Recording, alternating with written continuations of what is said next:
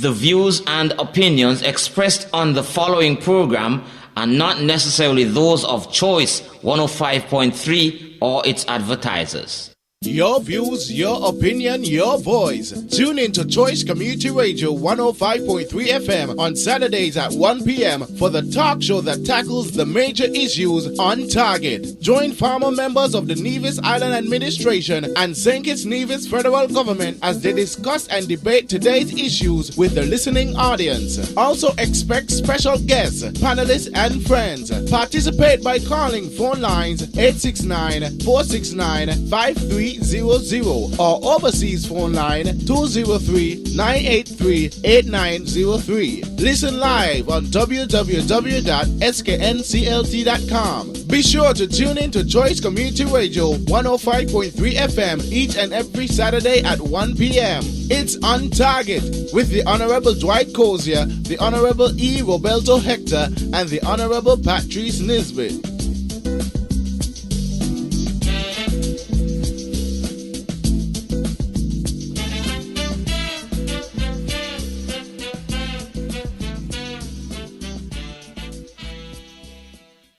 Where the press is free and every man is able to read, all is safe. That is the motto of the national newspaper of the Federation of St. Kitts and Nevis, the SKN Leeward Times. Be sure to purchase our latest issue at our many distributors, including TDC City Drugstore, Slacks Liquor, Chapter 1 Bookstore, Dongfang Supermarket, Superfood Supermarket, Island Tires and Hardware, Rams Supermarket, Hosford's Value Mart, Cost Me Less, Best Buy Gingerland, X-Petrol, E&F Enterprise, Mansa's Last Stop, and A.V. Jones & Sons. Stay up to date with what's going on in the Federation, the wider Caribbean, and the whole world. Buy yourself a copy of the SKN Leeward Times newspaper. For more information, be sure to call 1-869-469-1049 or log on to our website www.sknclt1053.com. Get in touch with your favorite presenter or go live on Choice Community Radio 105.3 FM by calling local line 1-869-469-5300. Calling from overseas? No problem. Call 1-203-983-8903. It's your SKN Choice Times and we want to hear from you.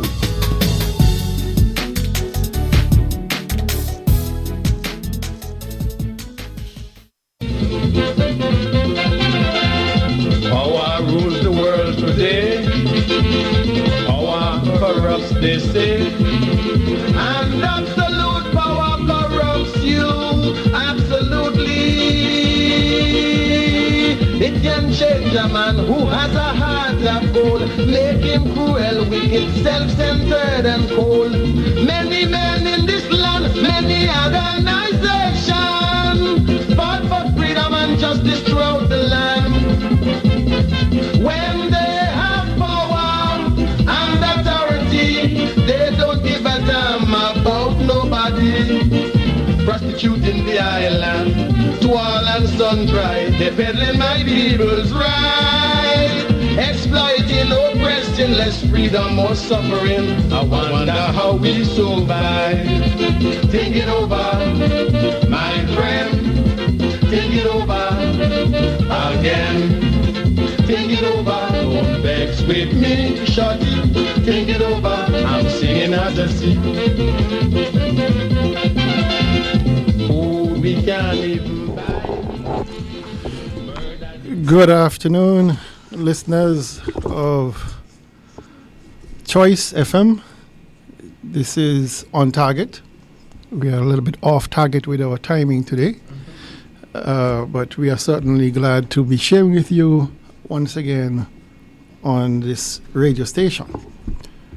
Joining me in the studio is the Honorable E. Roberto Hector, and we are expecting shortly the arrival of Patrice Nisbet. Apologies from our regular host, Mr. Cozier. He's on family duties this afternoon and asked me to fill in for him. So I'm wearing two hats again today. I think these hats are now getting a little often, Mr. Hector.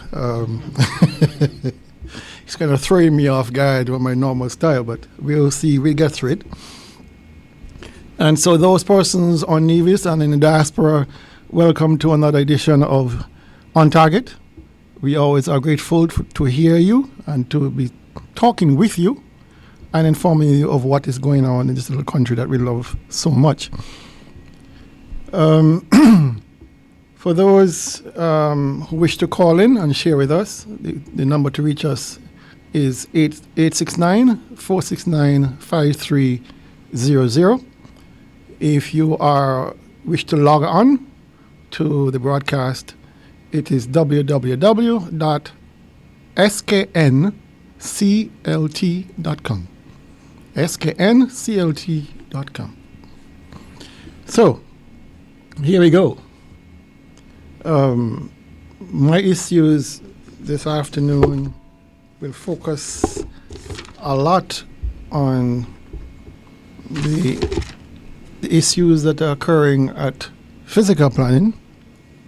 There's a lot of abuse going on there, and I'm certain Mr. Hector, who was the substantive minister for communications on the NRP dispensation, may have some comments to make on that position. And then I would tend to go further into what's happening at Nevelec. There are some undercurrents there that I think people need to be aware of. And so I will focus on those two issues this afternoon. I also have my 2017 budget address document, and if for some reason that we have time, which I doubt, we never do seem to have enough time, then there's a part in there about agriculture that I wish to share with you. Barring not having the time, then of course there's always the new morning show with myself and Carla Powell on Tuesday mornings from 7 until 8. So if we do not cover it here, we'll cover it there, or perhaps by next week, Saturday. In the papers, I only have at two hand, I only have the Leeward Times. Leeward Times, and on the front page is a picture of a 40-foot container. And the headline reads, Henry Daniel slams Honorable Brantley for allowing dialysis units to rot on Alexandria Hospital grounds. And of course, that is in relation to the two pieces of equipment for dialysis that were purchased under the NRP government back in 2012 actually, and they have yet to be installed on Nevis, while of course persons are dying from end-stage renal failure at an alarming rate, while these machines are sitting on site at the hospital grounds. And so the Minister of Health, the Honourable Mark Brantley, has yet to make an announcement or to appraise the people of Nevis of what his plans are for helping those of us who succumb to renal failure because of either hypertension or high blood pressure is one of the primary predispositions of it. And we all know from the last report that these non-communicable diseases, stroke, hypertension, diabetes, are very prevalent in the Caribbean and especially here on Nevis. And so it'll be interesting to hear the explanation from the Minister of Health as to why he has not addressed the issue of dialysis in any meaningful way, and to record his objections to installing the two units that were purchased under the previous administration, the NRP administration. On page 4 of the Leeward Times, you have Antigua flights diverted to St. Kitts after sudden closure of the airport in Antigua, and that had to do with some kind of gas leak into the terminal building, and so the flights were diverted to Nevis, to St. Kitts temporarily. And then further on page 3, man charged for the May 17th shooting incident in St. Paul's. So these are the big stories in the paper, I don't see anything else. Oh yes, one of with the continuing saga with MP Congress Maynard in the federal parliament being booted again. How much time this now, Mr. Hector? How much time this poor gentleman?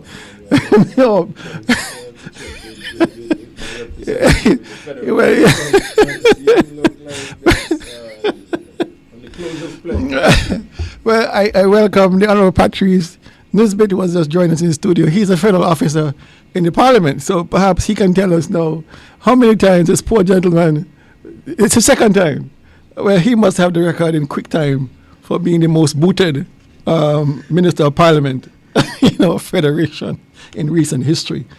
And so Mikey Parkins strikes again, our wonderful Speaker of the House, Mikey Parkins from Nevis, of course, the nemesis, the nemesis of the E. about a hectare.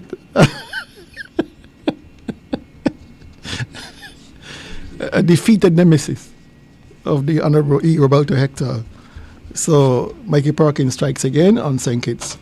And I think that's about most of the news that we've seen on the paper in the St. Kitts Nevis Leeward Times. And of course, last night you'd have had the opening of the cultural village, the new cultural village, with a $15,000 bingo. I don't think I have much to report on that. I heard it was well attended, and so I'm grateful that perhaps they were able to cover the amount that they invested in this bingo. It goes to what we've been saying all along, that bingo seems to be the only industry left on Nevis that draws a crowd or some level of money. And therefore, I am glad that they took on that last night to make the event a success. It stimulates the economy, of course. People, I don't know how many persons travel from St. Kitts to the game, but I'm told that quite a few people came out, so I'm glad for that. So my issues, I indicated my issues. I would now ask the Honourable E. about a hectare to lay out what he believes to be his issues today. Good afternoon to you, Dr. Daly, sound engineer, and Mr. Nisbet. It's indeed a pleasure for me again to be here on yet another Saturday afternoon to add my voice to the nation's debate. Dr. Daly, my issues this afternoon are simple issues. I think we had a great town hall meeting on Wednesday night in Charlestown, where I rolled out our plans as a party for the constituency. This afternoon, I would like to re-echo some of the sentiments of that discussion. Of course, I would want to raise a small comment that I see is featuring that we are indeed a colony of St. Kitts, in that it takes grandmasters now to open Culturama. Not only that, the bingo is the only way we're stimulating the economy. We continue to say that. Just this morning while I going into my office, a young guy said to me, Mr. Hector, no feel no way, the crowd was large, but it was all about the bingo. I want money. So the nature of our economy, again, while our salaried ministers travel the world, collects full salary, sign off on 5, this is what is happening in our country.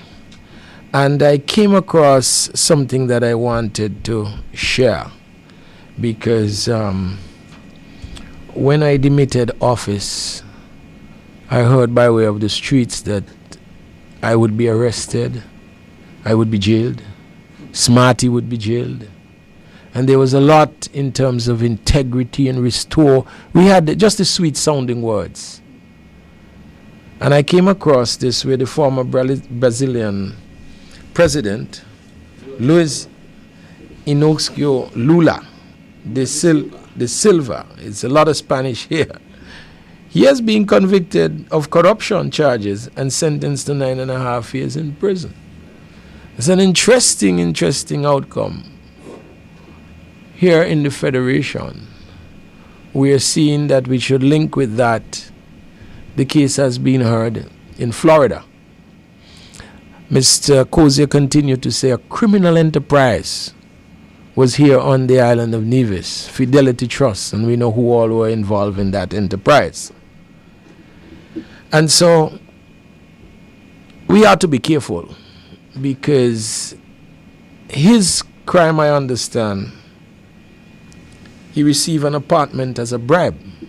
There are ministers, I understand, who receive trips down to China with their family as bribes. And then we later see their work and the conflict of interest that is represented when they fail to honor that duty that they hold to the citizenry. And so I would want to comment a bit on that, Dr. Daly, the Culturama, and of course to take you forward in terms of the plans and projections for Charlestown from the NRP party, of which I am a member. Thank you, sir. Without any further delay, I see the Honorable Patrice Nisbet is geared up and running in from the pavilion end. Maybe the Bart Hotel end. Mr. Nisbet, the mic is yours.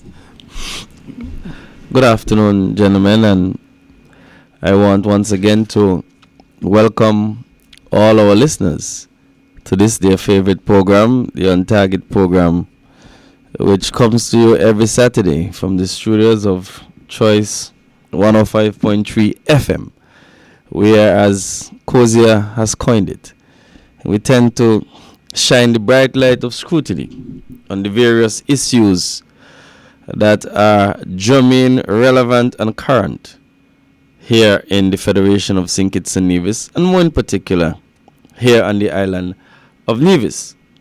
Today, of course, I would really want to touch on just two issues. I see both Dr. Daly and Eva Belter Hector, they have a plethora of issues, so I will just confine myself to two issues that I would want to generate some discussion with you, the general public, this afternoon on. And I was looking through the local news this week to find out what was on the minds of our opponents, those who occupy the seat of government here in Nevis, and some of them, they also occupy the seat of power in Bastia. And as Hector would like to describe them as being the two salaried men doing no work for the Federation of St. Kitts and Nevis. I can't even say that they're doing one work. And so maybe one pay is justified. But for what we can see from their performance both at the federal level and at the local level, you would realize that they are not doing any work at all.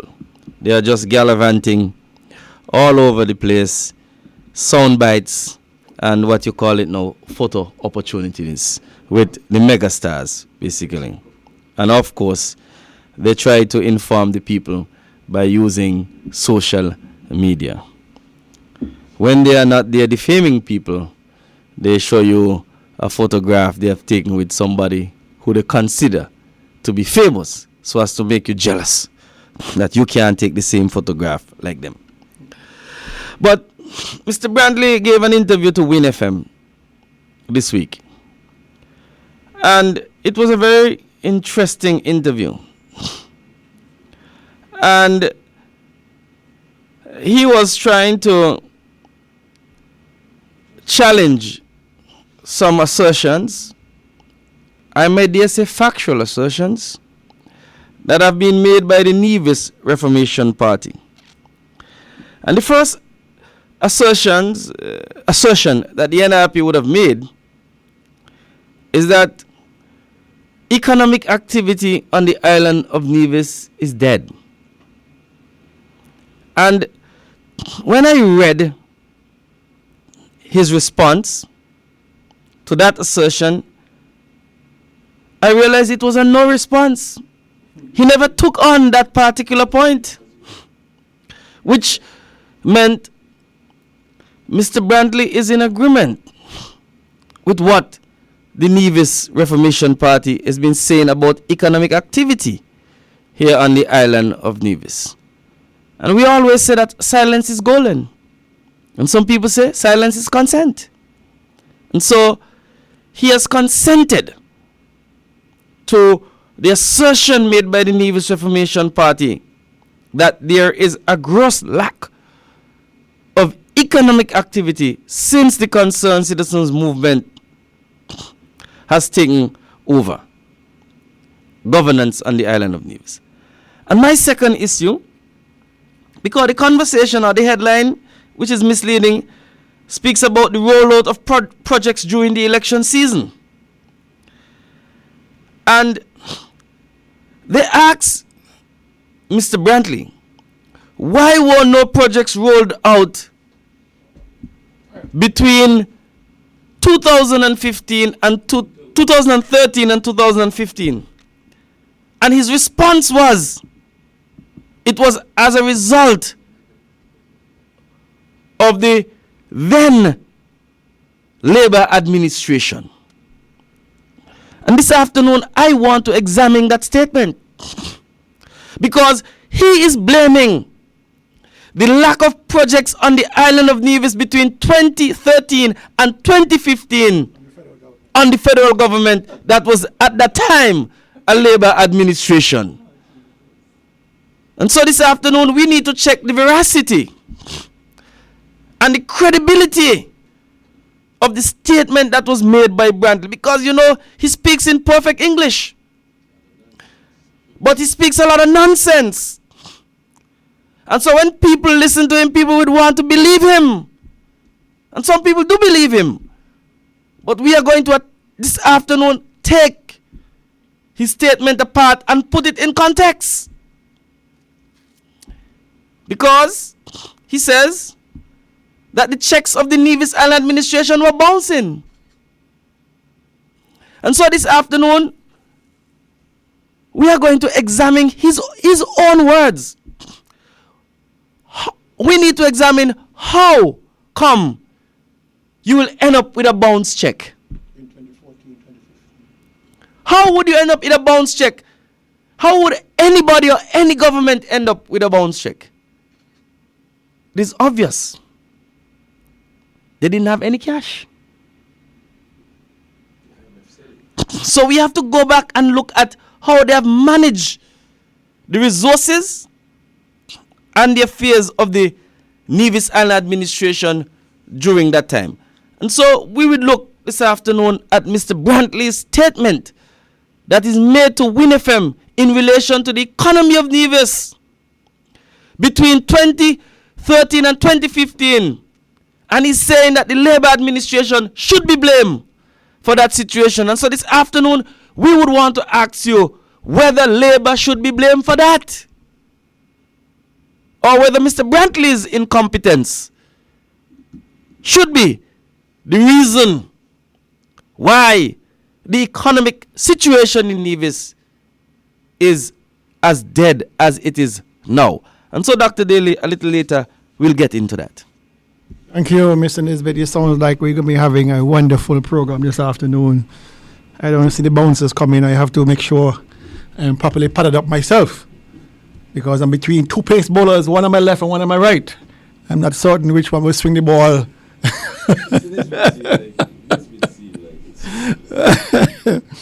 Gentlemen, I will start off by talking a little bit about what's happening with our physical planning department.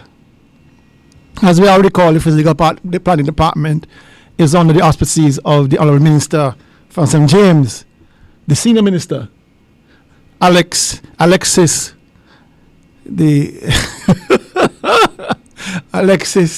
Monkey Banquet Jeffers. But it is something serious, because what's happening is indeed very troubling, Mr. Hector. It's very, very troubling. And like I indicated, I knew you were a senior minister in charge of communications, with Carlisle Powell being your man in command for data operations. But we are seeing a trend at physical planning of late. We are seeing a very disturbing trend.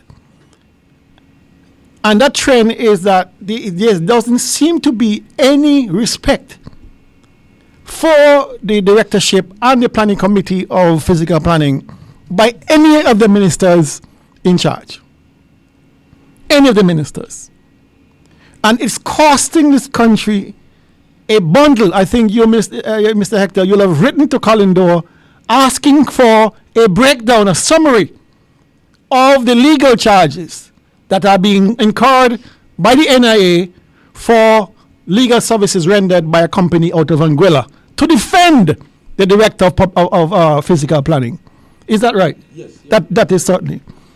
And people doesn't understand. Lawyers cost a lot of money.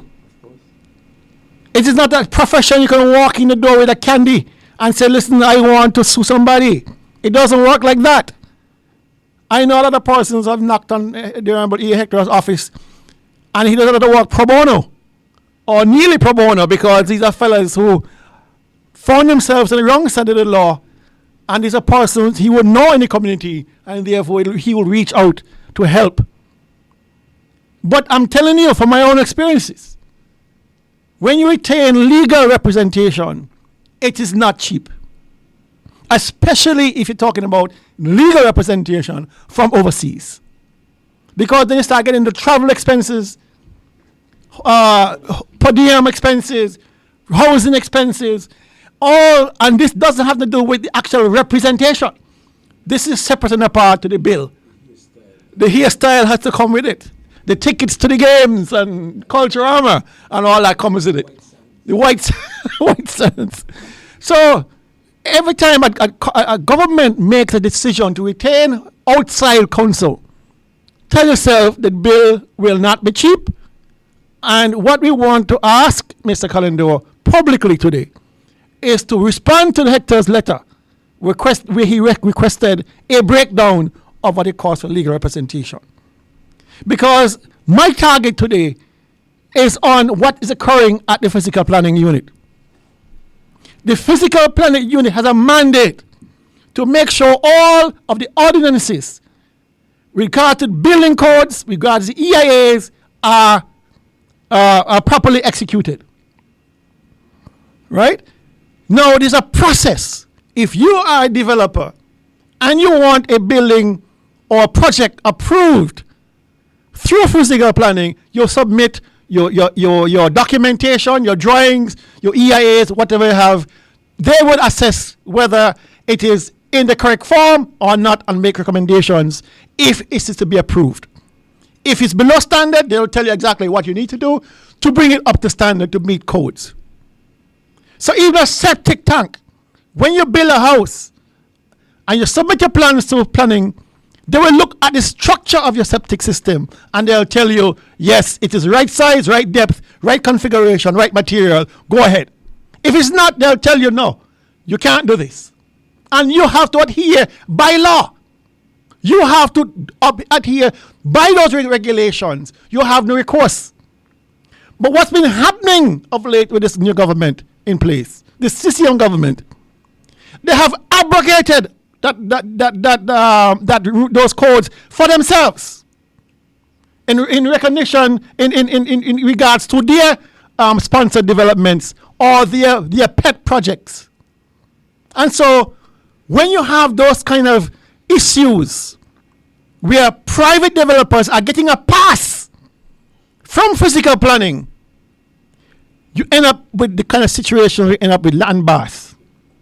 We end up in a situation we have now with Paradiso, where lawsuits are being piled on to this government because 1 or 2 or 3 or 4 of the codes that physical planning may have in place have been broken or not adhered to. So you had Candy Resort.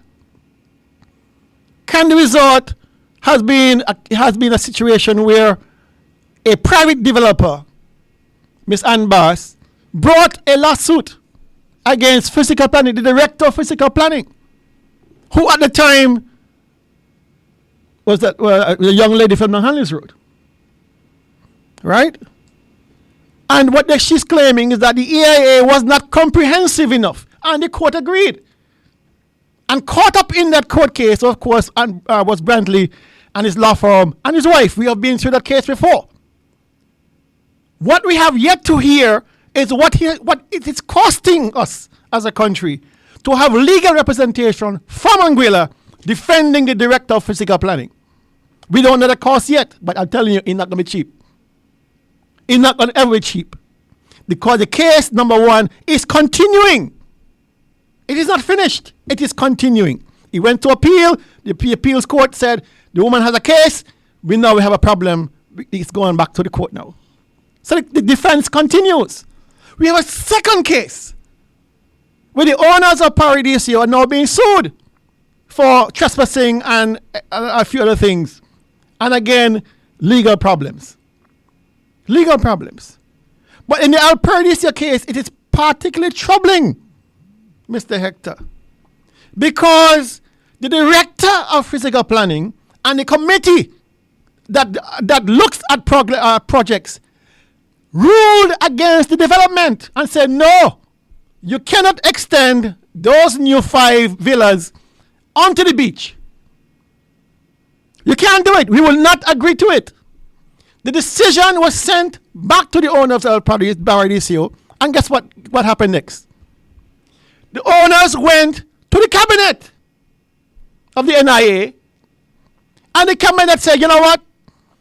The director of physical planning, you, the committee under the director of physical planning, all you to go to hell. We are going to approve carte blanche this project here for the expansion of Villa Paradiso. And so the expansion went through. The expansion went through. Totally against the rules of physical planning. So what is the point of having physical planning if the ministers, the highest authorities on the land,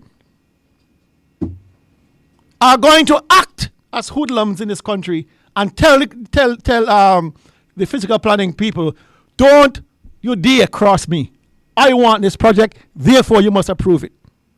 Physical planning can't approve it.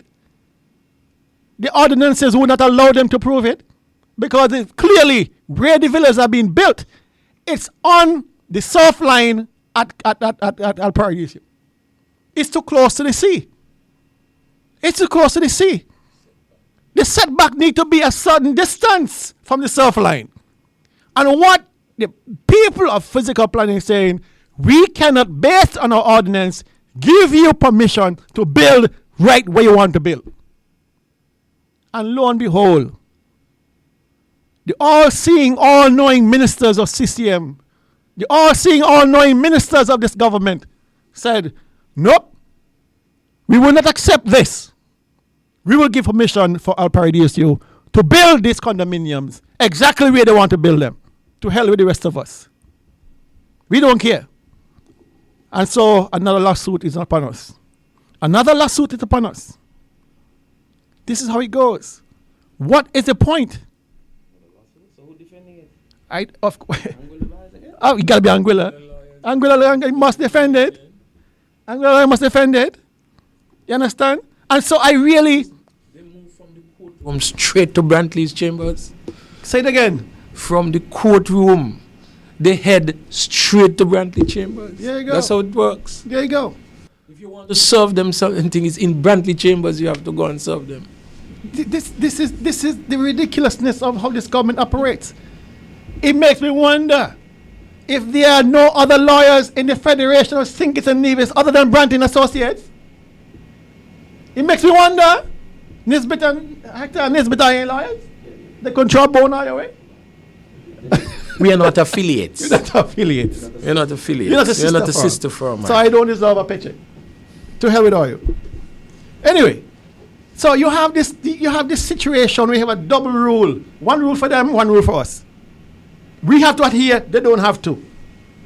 Then you have a situation again with the proposed pier at Mosquito Bay or Jones's Bay or Wally Beach, whichever one you want to call it. You have a minister, Alexis Monkey Banquet Jeffers, a real imbecile, who is saying, Honorable, sorry, my bad, the Honorable Alexis Monkey Banquet Jeffers, he's saying, EIA or no EIA, the pier will be built exactly where he say he gonna build it. But what he forgot was that with the precedence that was set by the Anbas case, where a private person was able to bring an injunction, a lawsuit against the government through on physical planning, that precedent is embedded in people's minds. So people realize now they have the power to stop these things. And people are lining up at Jones Bay, Mosquito Bay, or Wally Beach, whichever one you want to call it, waiting for the first pile to drive and drop an injunction on it.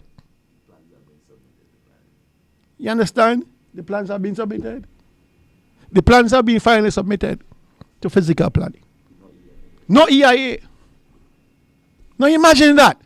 You're having a $5 million project, SIDF funded project, on Nevis. My question, Patrick, is you are a federal minister. You are involved with the former government. Tell me how in God's name can you go to the SIDF board, ask for $5 million for a project sight unseen, no drawings, no EIA, no costing? How is that possible? I want you to answer that for me, please. Answer it.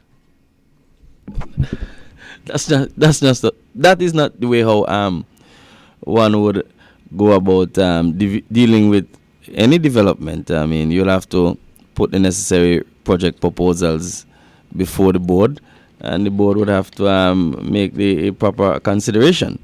But it's obvious that these gentlemen are now operating the SIDF fund as a true slush fund, because if you are going to allocate or give $5 million for a project and you don't even have, you not even have seen a plan, you never a sight of it, tells you that they're really moving with a certain level of recklessness, a certain level of indifference to how proper project planning is being done.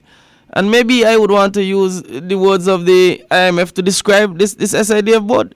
They lack fiscal prudence and discipline in the allocation of these huge sums of taxpayers' money to a project that is not even in the design phase of its development yet. Because you're seeing a situation where board members are disbursing money and their company is also listed as a company to do work on the project. That's how bad it has gotten. So say that again. You're telling me there's a board member on the SIDF whose company has submitted bids for work that is under the auspices of SIDF? That is what I'm telling you. Oh man, no man, no. So he saw. I could only think that he saw beforehand. What was coming? A project was coming. He lined up for it and make sure he signed the check. That is what it is. Well, I'll tell you, that's a double dipping, boy. You only need to look in the Observer. It is in the Sink It's Nevis Observer newspaper of last week, if my recollection serves me right. The hospital project. They named all the contractors for the people, so that the people of Nevis can see. Maybe it's in an effort of transparency, I really don't know, or maybe it's by mere inadvertence that they name the contractors. And when one examines the list of contractors, you realize that there's a company in there called Finish Touch. Yes. So you need to know who are the owners of Finish Touch. And it is generally known in Nevis who owns or who operates the company called Finish Touch. And we know who are the board members. The board members of the SIDF. And he's one of them. Of course. Wow. So that is the situation. People are now using public office. Maybe you want to say that the SIDF is not a public office, but it is the SIDF is controlling public monies. It is monies that belong to the people of St. Kitts and Nevis. And we know that when you are in a position like that, you must not use your office to enrich yourselves. You're trying to gain advantage. Exactly. Because it goes back again to the point of malfeasance. See, or misfeasance. In that type of situation. They have accused people in the past of such behavior. And they now today are practicing the same type of behavior. That is the situation that we are faced with in Nevis at present. Oh, Patrice, I think this kind of worms is deeper than most people realize.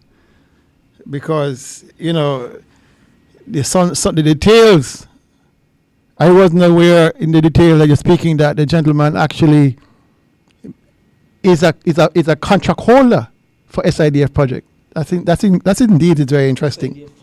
SIDF funded project at the hospital in St. Kitts. Nevis. In Nevis. Alexander Hospital. Oh, Alexander Hospital.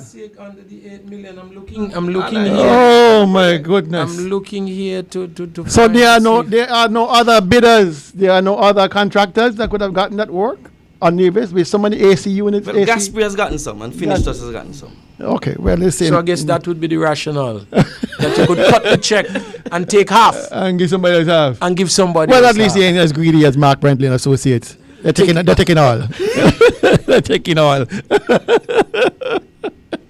Taking all of it. But you have a situation with a pier at Mosquito Bay. And, you know, like I said, they got $5 million from the SIDF sight unseen for a project. And the relationship between the Minister Jeffers for St. James and the board member from St. James who sits on the SIDF is very tight. It's very, very tight. You know, so, you know, you really have to wonder if that connection between those two gentlemen had anything to do with the fact that they were able to get this money without the requisite documentation, Mr. Nisbet. But I move on. The Munda track, another project without a single EIA being performed. Not a single EIA. I have not seen ventilated anywhere a plan, a physical plan. I saw a drawing, an artistic rendering of the track, but I have not seen or heard anything ventilated about the actual engineering drawings that went into it. Because, you know what happened last week, Patrice? What happened was the Honorable Mark wanted to put out a statement to say that there was some cost overruns of a few $100,000. And the amount rolled off his tongue as if it was nothing. A few $100,000 was overrun because the slope was misjudged on the land, and therefore the retaining wall had to be higher and thicker than normal. No, it really beats me. If a contractor bid on a project, Patrice, he would have looked at the totality of the design and give a bid. Before you go to the contractor. Before you go. You understand? So when you get a contract signed with a contractor, anything untoward, unless it's an act of God, you as a contractor have to suck that cost. It is your mistake that you did not bid with enough details, and therefore we now, as the taxpayers, are being told there's a cost over on a few $100,000. We never said how many. It's a few. But Dr.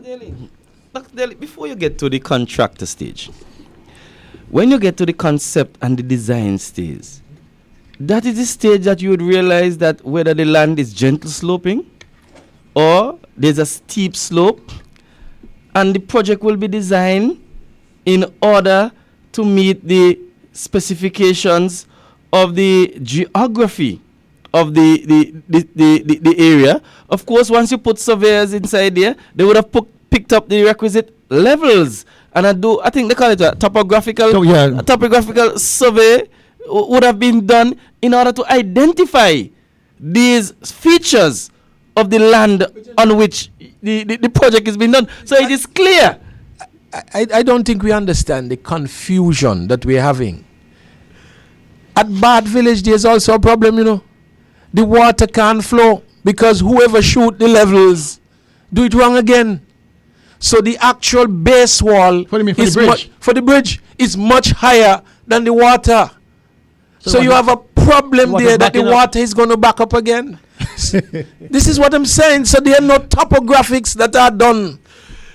There's no planning, and this is what we have to get home to people. I call them round pegs in square holes. These guys obviously don't know what they're doing, and in the rush, it is costing the country money. A lot of money. And this is where we are. So with the Mondo track, you're telling me that you had levels that were shoot early. This was the design. The topographics were done, and you only realize that there's a need for a retention wall because of the gradient when you started the project way down. Let me tell you something. We did some work over in Cherry Gardens area. That's one of the only places in Nevis where you have an expanse of flat land. If you go to Cherry Garden, you would realize that nobody got what we would call it now a basement because of the topography. But it looked to me like these fellas went and dig down into the foundation, and they went too far down. That is what it seems to me like the problem, because the land over there is virtually flat land that you could move with. So somebody dropped the ball in shooting those levels. And I don't believe at this stage the country should have to pay, you say, some hundreds of thousands of dollars. I mean, these rich fellas, that's how they talk about money, you know. I can see why he could go to parliament now and want an extra 1.7 million one way, another 3 million. Not only that, 5 million. while we are on spending, maybe I should say this. Gentlemen, Culturama started. I am told that Ali said is a $1.7 million we spend on a cultural village where you have containers. Yep. And you It was budgeted for? it wasn't nowhere in the estimate you're seeing it, my brother. Nowhere. So another next year coming You gonna be worse for than this you year? for an appropriation for $1.7 million. That is the nature of how we are in this country. And not only 1.7, it was up from 1.5. 1.5 was the original estimate. So don't they know. tacked on all of $20,000 But to you move had a gate you from one remember end to the next. you had backhoes up there who were not doing anything that got getting paid. I remember. So this is a letter again. So you remember, Mr. Doe. But you remember the backhoes were they doing anything, and I'm told that the project officer asked the backhoe to be removed, And the minister and said the minister to keep him there. keep him there so that he can be paid. Of course, and that's where you see this costing. But I can't imagine getting $1.7 million for a few containers. Anyway, but just see the trend. The trend is that this money is like monopoly money to these guys. It's not our hard tax money. They're getting double salaries with all the double benefits and allowances. And therefore, when they're speaking money, we may speak in hundreds of dollars. These guys are speaking in hundreds of thousands of dollars as if it means nothing to them. But the Mondo truck again was an issue. If you go to physical planning right now, honorable gentlemen, there is no EIA there registered. There is not a plan there registered for the Mondo truck. So who was it? There's nothing there. You go down there and the poor people there are embarrassed because they say, listen, well, how can a multi-million, $8 to $10 million in phase one? Phase one. Phase one. 8 to 10, they said. Now we know we have exceeded that because if you go there now, there's nothing happening. That money has dried up. That money is finished. So I went there yesterday and peeped the difference. You saw any of the money? I didn't see the money. There was one guy out there with excavating a truck, moving dirt from point A to point B. And a couple of other small backhoes running around like they just marking time. Somebody want a paycheck. But in terms of the physical construction, nothing was happening. There was nothing happening there. So this is on a Friday morning. So maybe the guys broke early to go to the bank to cash the money. To collect the money, I don't know. But if you look there at that site, there's obvious nothing much is happening. The project has come to a stall. It is stalled. It is stalled. And so when the minister is talking about he wants to have an event there for Culturama, Well, maybe the whole idea is to get the culture and trouble to cut down the grass, or cut barricade, or cut cushion, something. But certainly not to use the physical facilities for any sporting activity. Otherwise, it'd be a farce. It'd be a joke. And so we see the same thing being transferred now. This name disregard being transferred to roadworks, where roadworks are starting all over the country. Hanley Road finished. Braziers is almost 80% finished. Charles Road, I have no idea what's going on over there. But if you go to the physical plan again, no drawings. Nothing on file. Nothing on file to say, this is the road, these are the drain canals, these are auxiliary, nothing at all. At all. Forget the EIS for now. If you're doing a multi-million-dollar project and you have not a single drawing, how the hell did you get it approved? People are shocked to start working? And this is why at Brazier's estate in particular, where we have had historic flooding. Historic flooding. There are no drains. There are no drains. There are no drains. And that's why in the initial stage of the road design, every time the rain fell, it washed out the roads. It washed out the roads. And that's money on top of money going down the drain. I went into Ramsbury to look at the 200 feet of road that took some 4.5 years to build. And I'm saying to you, I look at some of the residents, they can't get in the yard. They have the drain actually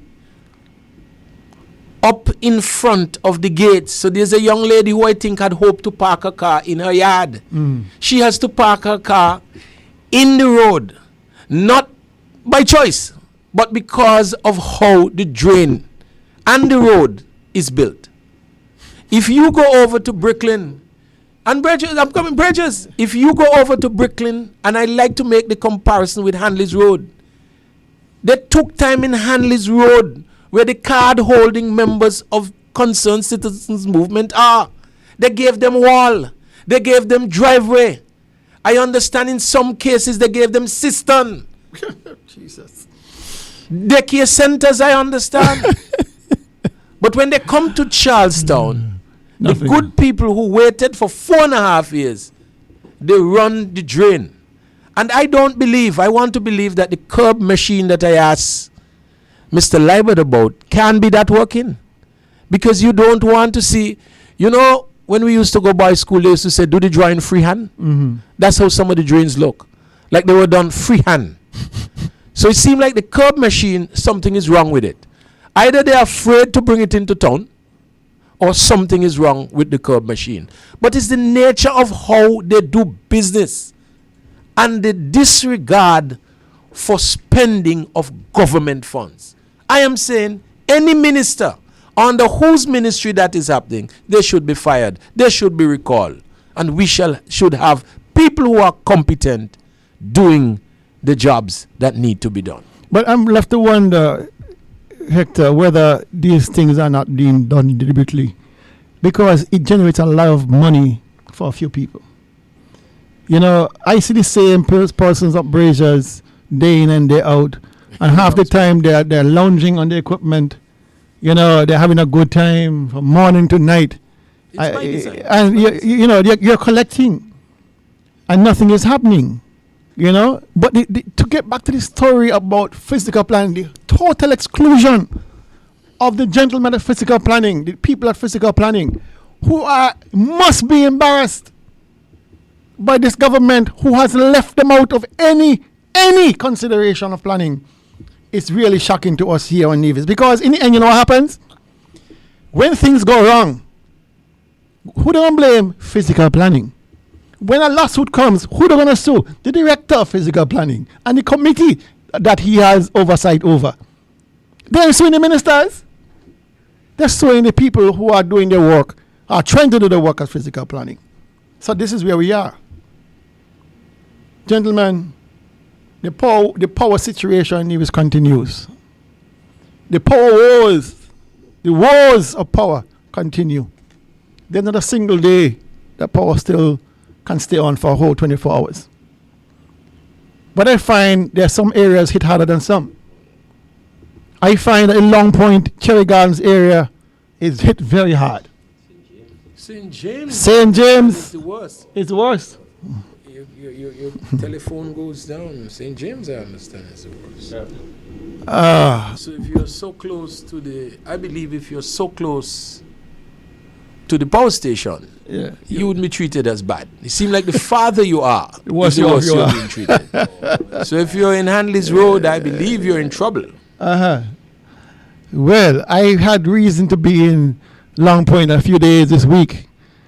From the morning at 7 and I go back in at 2. And the power is off the entire time. And there are persons out there trying to make a living. Business people, tradespeople. And there's no power. There's no power. And so the wars continue.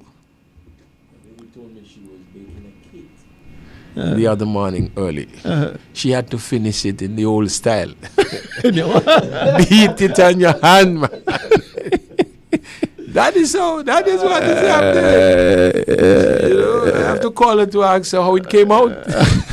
Well, I hope she didn't have to pull 3 stones and bake it on the outside in the old days. I think some of the best cakes and bread I had was from your mom, Right. who had that really MacGyver type oven. Before that, I never seen an oven on the outside that was lighted, that was used 3 stones to make bread like that. It was really fascinating. It still is in my mind from those long days ago. But I wanted to bring our attention for a few moments on an article that appeared in the Times Caribbean, March 6, 2016, and it was written by the Honorable Minister, the Utility Minister, Honorable Alexis Monkey Banquet Jeffers. And he was talking about basically the reduction in the fuel surcharge. Long speech.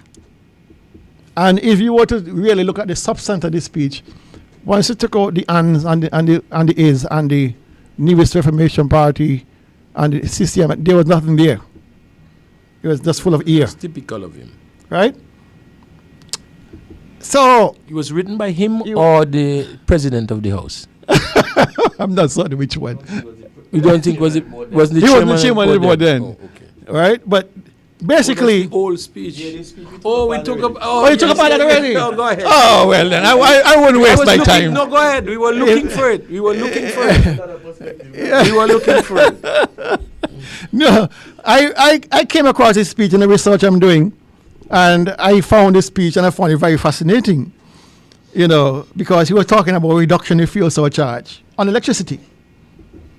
And he's saying in January 2013, when they came into office, there was the commercial rate for power, and the residential rate or the household rate was 47 cents per kilowatt hour. All right? And fast forward to 2016, when he was giving his speech, he was saying by that time in 2016, they had reduced the domestic rate from 47 cents to 12 cents per kilowatt hour.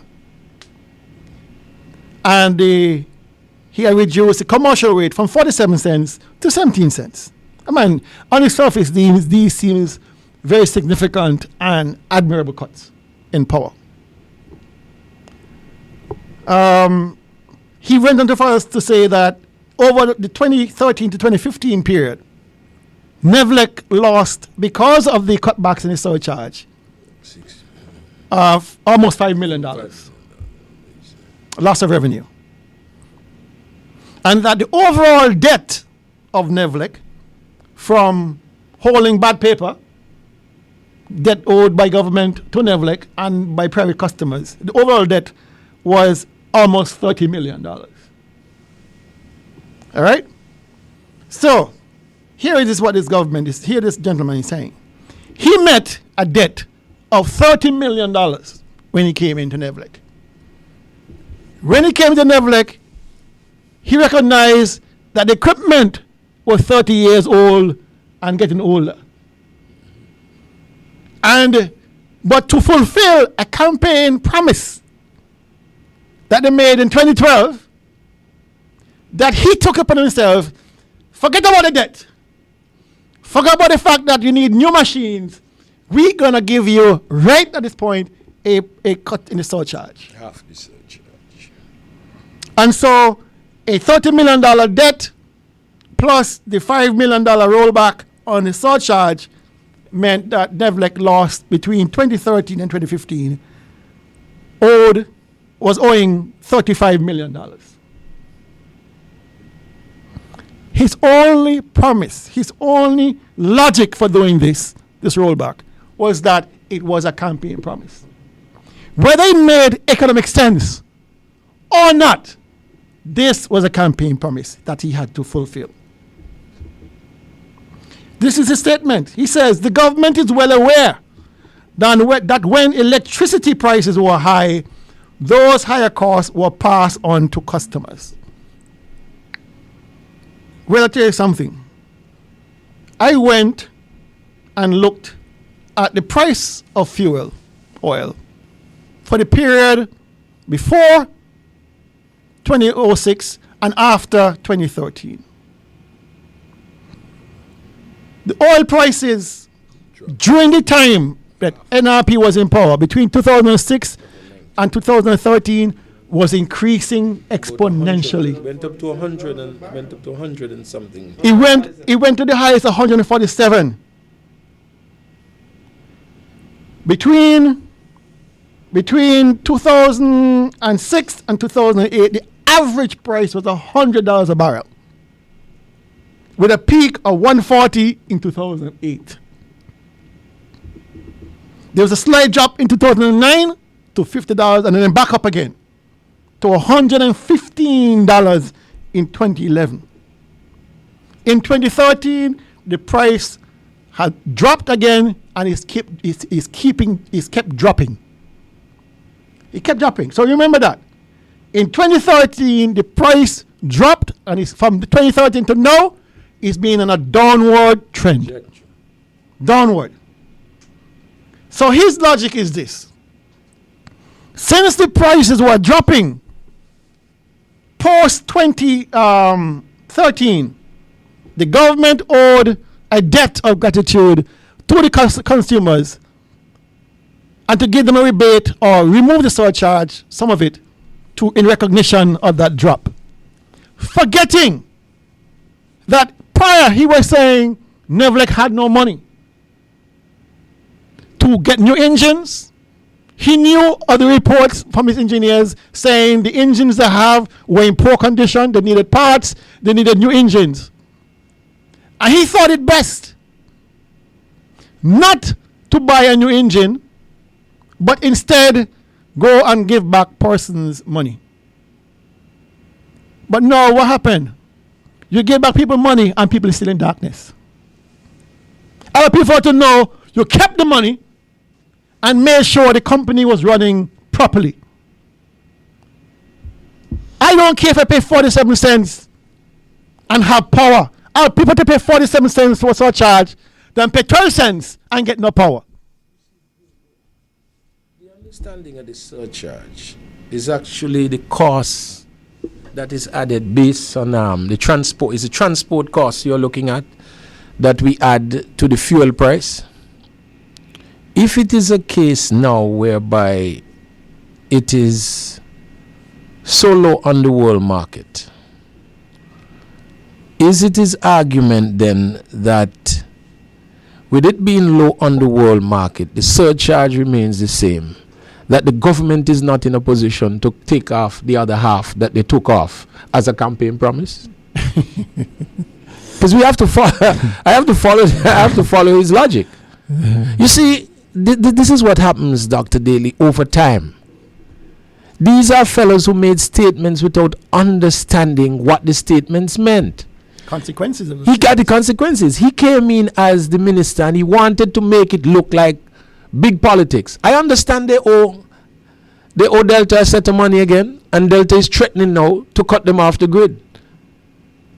So to energize the public with politics, they came in giving you an idea that our management was so bad. And theirs were going to be so good that the first thing they could have done was to remove half the surcharge. We have a caller? Yes, good afternoon, caller. Good afternoon, gentlemen. Good afternoon. You're go ahead. You're on the air. Go ahead. Yes, my question back to the walls and so that was built by people's property. I know house and land taxes. When the government upgrade people's property, who pays for it? The people. And then does the people then have to pay an upgrade in their taxes? Did they ask for upgrade? No. Because I would like to know if the people then land have been re-evaluated and are they paying? Is this a gift? I would like a gentleman to look into this thing because I'm concerned. You know, I'm very much concerned because if I ask for a PSU, there's no money to buy in the department, but then you keep building walls by people's property, and I'm paying for it. You keep building walls for vehicles to park upon, and then you build walls for no reason at all, and I'm paying, and then I just cannot understand. Ask the question, why is the government fencing people's property, improving the value of the property, and then not taxing the property? And then you're taxing me, man. See you later, okay? It's a very good point. And I would want to answer you this way because I have read the IMF report.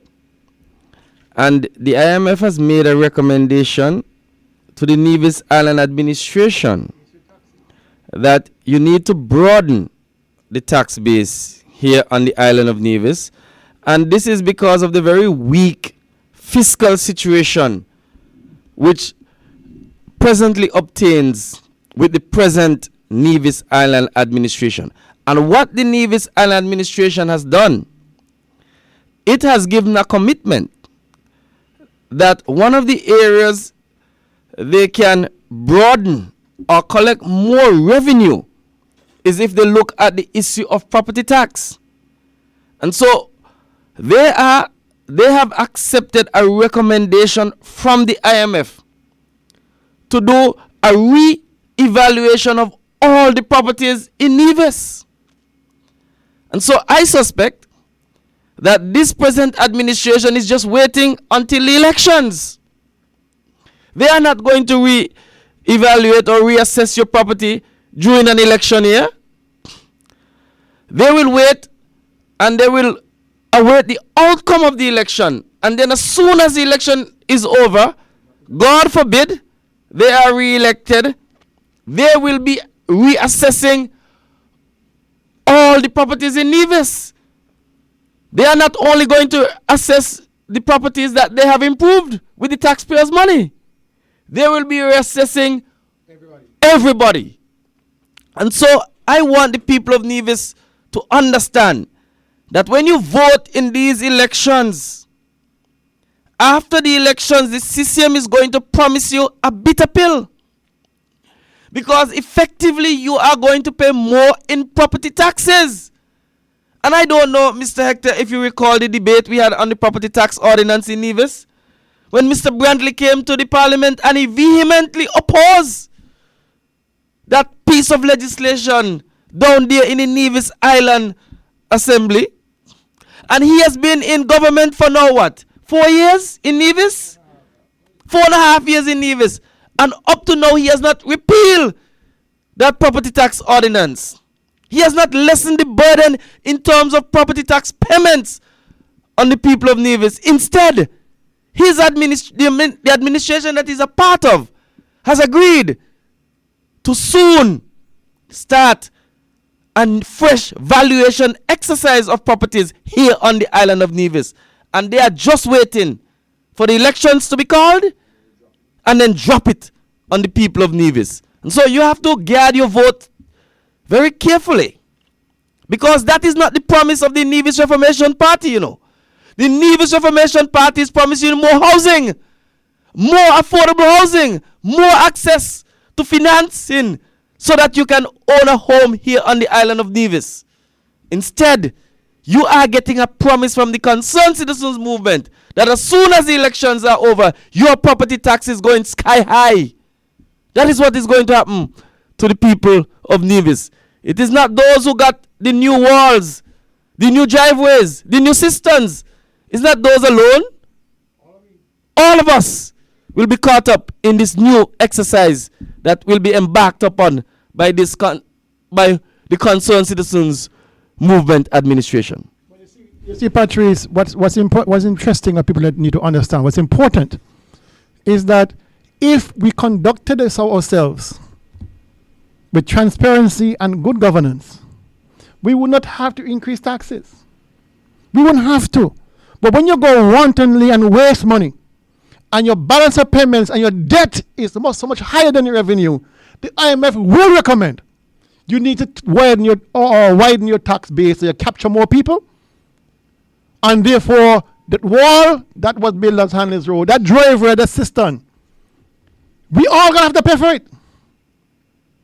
We all will have to pay for it, whether we like it or not. It is a wanton disregard for prudency, fiscal prudency, that's driving the IMF to recommend that we need to capture more revenue through property taxes. If this government had conducted themselves properly, you wouldn't have this issue. No country in the world wants to increase taxes on its people. But they're driven to it when you don't conduct yourself properly, and therefore you expand your expenditure at the deficit, and you have deficit revenue. This is what happens. It has to be funded. Money got to come from somewhere.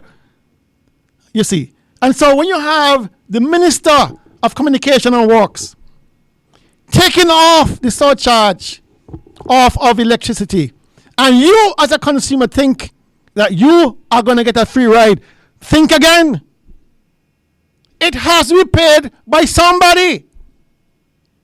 It has to be paid by somebody. Hear what the man said. These are his words. Between 2013 and 2015, the Nevis Electricity Company absorbed $4.9 million. Absorbed it. But who Nevlec serve? And us in Nevis? So it absorbed it. Then we have to get it back from somewhere. So you give with the left hand and you take back with the right hand. It has to be paid. It has to be paid. Now, the idiocy of this whole transaction, which I find very disturbing, was that they were claiming that they inherited from the NRP poor machinery at Nevlec. They inherited $29 million in debt from the government, from NRP. But they themselves know, because of a campaign promise, they slashed the surcharge to a point where it is unsustainable. It is unsustainable. Let me tell you something, people. The past chairman of Nevlec was fired by the Honorable Alexis Jeffers because he refused to go along with further cuts in the surcharge. He refused. And so when it came to 2016, the old chairman was out, because at that point, the surcharge was at, let me see my notes here, 17 cents for commercial and 12 cents for domestic. Ask yourself now, I have a bill I looked at just this morning. The surcharge has gone back up in 2017. The surcharge in 2017 is now back to 22 cents for commercial and 16 cents for domestic. Where is the statement from the minister? Where is the statement from the minister explaining why the surcharge has gone back up? The same thing that the past chairman was warning against, that if you go any lower, you will be unsustainable because you cannot pay for your power and you cannot sustain the Nevlec. He refused to listen. Have a caller? Yes. Good afternoon again, gentlemen. Good afternoon. Yes, I would just like to inform the public and maybe your gentleman is aware of it, especially on the Patrice Nisbet, Honorable. A new banking regulation will be debated here soon. Was debated in Antigua this week on. And it's going to affect all of us. People who go to courts and look things in higher purchase, people who even trust their lunches at shops. It's going to affect all of us.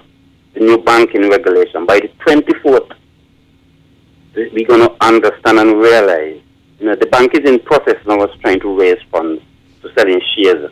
I would just like to encourage the young people out there, try and get some for your future. I'm in the process, gentlemen, of trying to get some of the best minds in Nevis together to have a discussion with the former Prime Minister on the Constitution and trying to, have a discussion and getting some changes forward. I would just like, please, use your assistance to your party. Please. Thank you very much. You're welcome. Thank you for that. And before I forget, I just want to remind persons this afternoon at 7 or this evening at 7 o'clock, from 7 until you can't stand anymore, the youth arm will be having a block party at the DR Walling Plaza right in Charlestown. There are 4 top DJs, for the top DJs on the island, perhaps in the Federation, that will be entertaining you. So, being the cultural and festive season, you want to get a good walk-up, a good wine, a good jam. Yes, you can come and join the young people on Nevis from 7 until the wee hours, until you get enough and you go home drunk as a skunk, or as they say. But back to the matters at hand. Back to the matters at hand. The surcharge for 2017 is now back to 2016 level. Back to 2016 level, while the oil prices are still heading down. There hasn't been any adjustment. World prices in fuel. It's been up and down a little bit, but it's still holding steady at low levels. Why then, if his logic was during times of difficulty, when the surcharge was high and fuel prices are high, they decide to take off something, and now while oil prices are low, they're going to take off more. Why did they go back up all of a sudden to 2017? Because, you see, the situation is not as simple as it made it seem. That money was what kept NEVLEC floating. Because the government doesn't make NEVLEC anything. All those lights they see in the parks and all living all hours of the night. The cultural village, the cultural center, they don't pay anything. The schools don't pay anything. The air conditioners in every office, no, they don't pay anything. They're supposed to, but they don't. So you will think that the prudent thing to do was to leave the surcharge at a sustainable level, use that excess money, if you get excess, pay off what the government owes, which is a drag on the books, pay off what you owe Delta, invest in new equipment going forward, but nothing like that. All this guy is doing is getting votes, he's trying to pay votes, playing politics. And because he's playing politics, this is why we are in darkness so much times a day. Because he didn't have the money. He didn't have the money to go and buy that equipment. When I did my research, I asked the question, well, didn't the minister know? Didn't he know that this equipment was broken and increasing difficulty to find parts because of the age of the equipment? They said yes. Their reports piled high on his desk. But he kept playing politics by taking off the surcharge, and NEVLEC was swimming in debt. It's irresponsible. So now because he want to play politics and make it seem like, oh, he's done one, we're giving away money to people, we are in darkness. We are in darkness. We are in darkness. And so off to Norway he flew to get a new generator set. He went. He heard the sound of the engine. Well, I understand he went up there. Actually, I understand he went up there and said, "No, I don't want that green one there. I want that yellow one. The one that goes vroom vroom. That's what he wants. You understand? But this is the idiocy of this man. You had in place a chairman who was a business person. You fired him because the man tell you, Mr. Minister, what you're doing is nonsense. This is not sustainable. This is not sustainable. And rather than listen to the businessman you had there, you said, out you go. In comes the Speaker of the House, the President of the House. Who's going to listen to me and not question me? He's going to fire. Well, he might fire him eventually, you know. He might fire him eventually. Mr. Nisbet, I want to hear your take on this. Because you're saying St. James is most affected. The minister is from James, you are from St. James. What is the logic behind this man removing a surcharge that's unaffordable? Dr. Daly, we had a very lengthy discussion on that speech. We always thought that that was a nonsense speech. It really wasn't well thought out. We understood the politics of the situation, in that the people of Nevis were told, I think, it was 2011, right?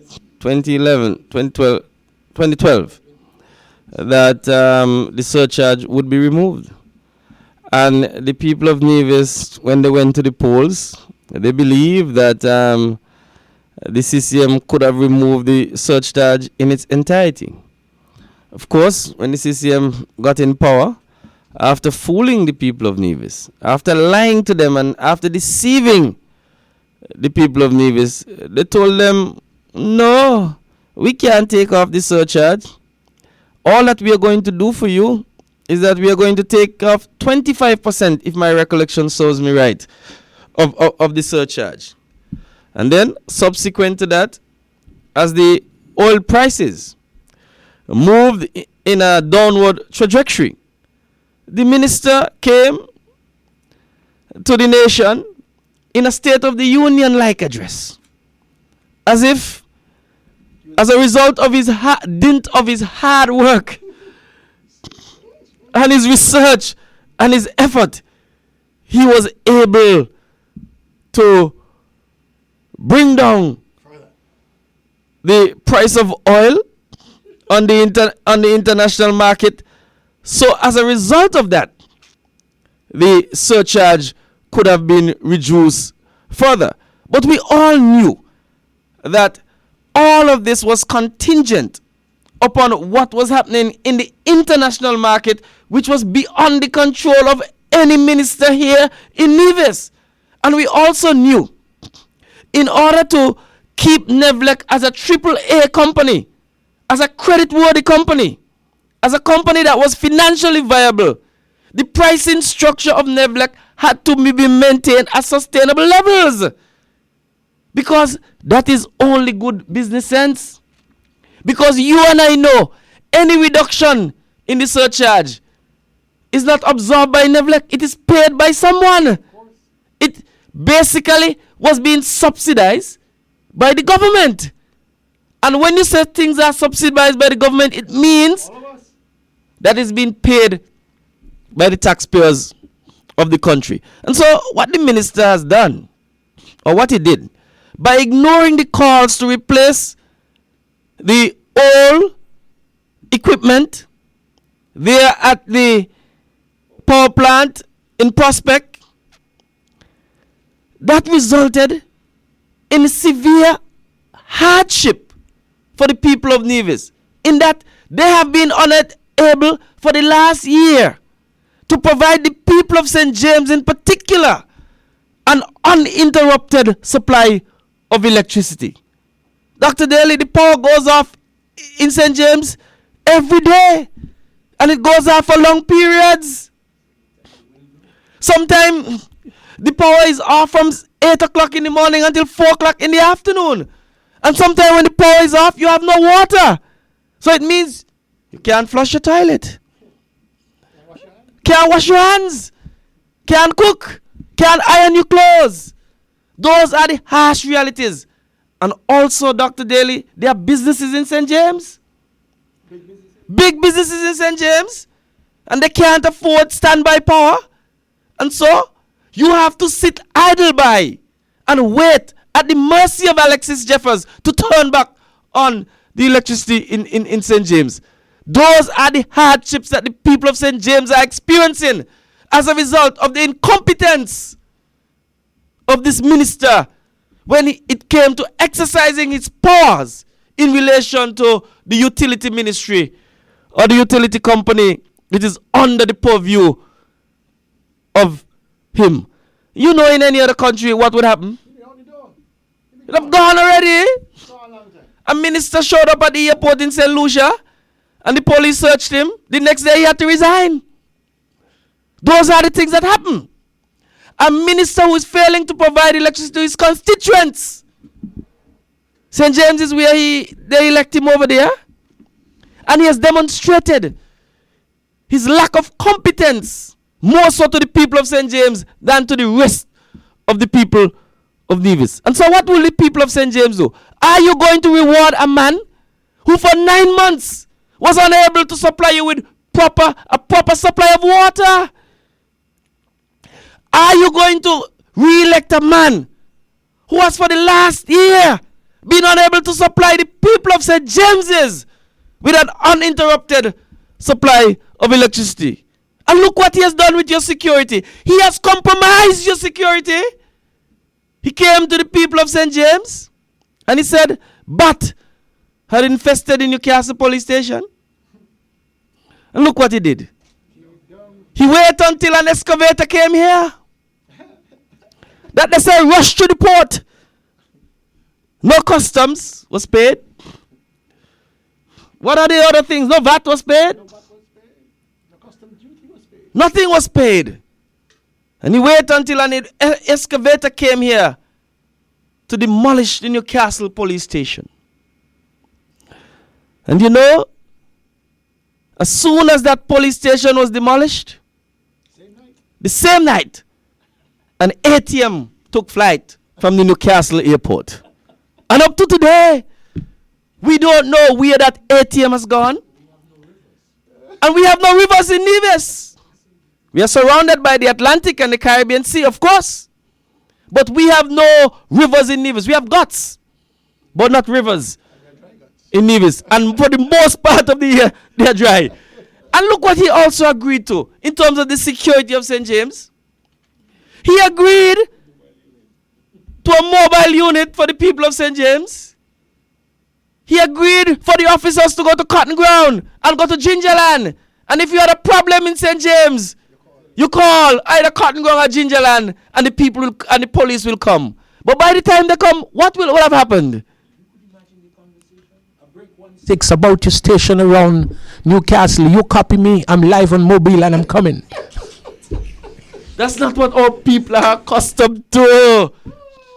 Our people feel comforted by the fact that we have always had the Newcastle police station nearby. A physical presence of the Newcastle police station. It's after we made noise on target. It's after we came on target and we told them that situation was unworkable. So many hotels in St. James. And we have the medical university right there. We have the Newcastle airport right there. We have housing, expanding communities of St. James's. And they were going to move, and the restaurants, the shops, the businesses, and they were going to move the central national security agency in St. James out of St. James. That's what he agreed to. It was only after on target, where talk gets results, they were able to find accommodations at the end, near to the end of the constituency, to put a police presence right there. And so, this gentleman, he has not given you water, he has not given you electricity, and he has compromised your security. And security is the fundamental thing about any community. If a community is not secured in a stable manner, it's going to breed anarchy, it's going to breed violence, it's going to breed crime. And people are going to be insecure, not only in their homes, but also in their minds. And so I say to the people of St. James, you have a choice to make. We have demonstrated to you time and time again on this program the high levels of incompetence of this minister. We now see how much months has gone since the Newcastle police station has been demolished. Maybe nearly 6 months. And up to now, no plan has been presented for the Newcastle police station. When is it going to be built? Why knock it down? It's squealing in his hands. Why was it knocked down? Why was it demolished? Before you had a plan to replace it. And so we just move along. Because this is the way how this minister does business. I just find it so sad that people accept this nonsense. And I don't know what it is about us as Nevisians. I think perhaps when they were distributing slaves, we got the most docile of the shipment. I think the radical ones were sent to Jamaica and Trinidad and places like that. But the docile ones were sent to Nevis. Because where else in the world will anybody tolerate this level of abuse? The abuses of government on the people. Mr. Hector, you're up with your presentation. Get in touch with your favorite presenter or go live on Choice Community Radio 105.3 FM by calling local line 1-869-469-5300. Calling from overseas? No problem. Call 1-203-983-8903. It's your SKN Choice Times and we want to hear from you.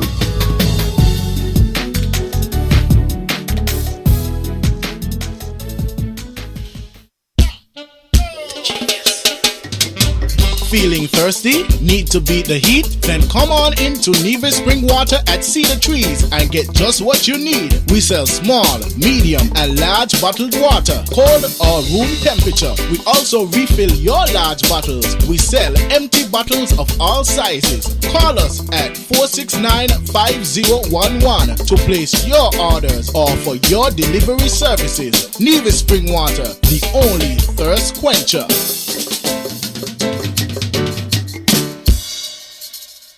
Where the press is free and every man is able to read, all is safe.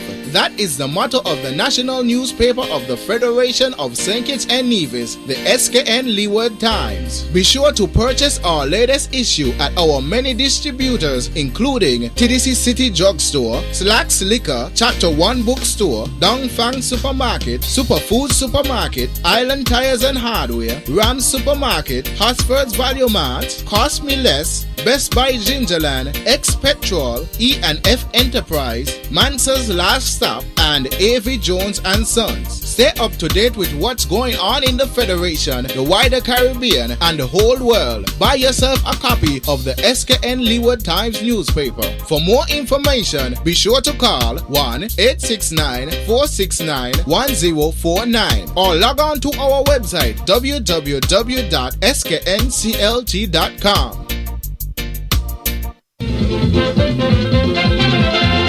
Power rules the world today. Welcome back to On Target. We have a slight change in presenters. We're going to now move to the Honorable Patrice Nisbet. Sir. Thank you. As I had indicated in my earlier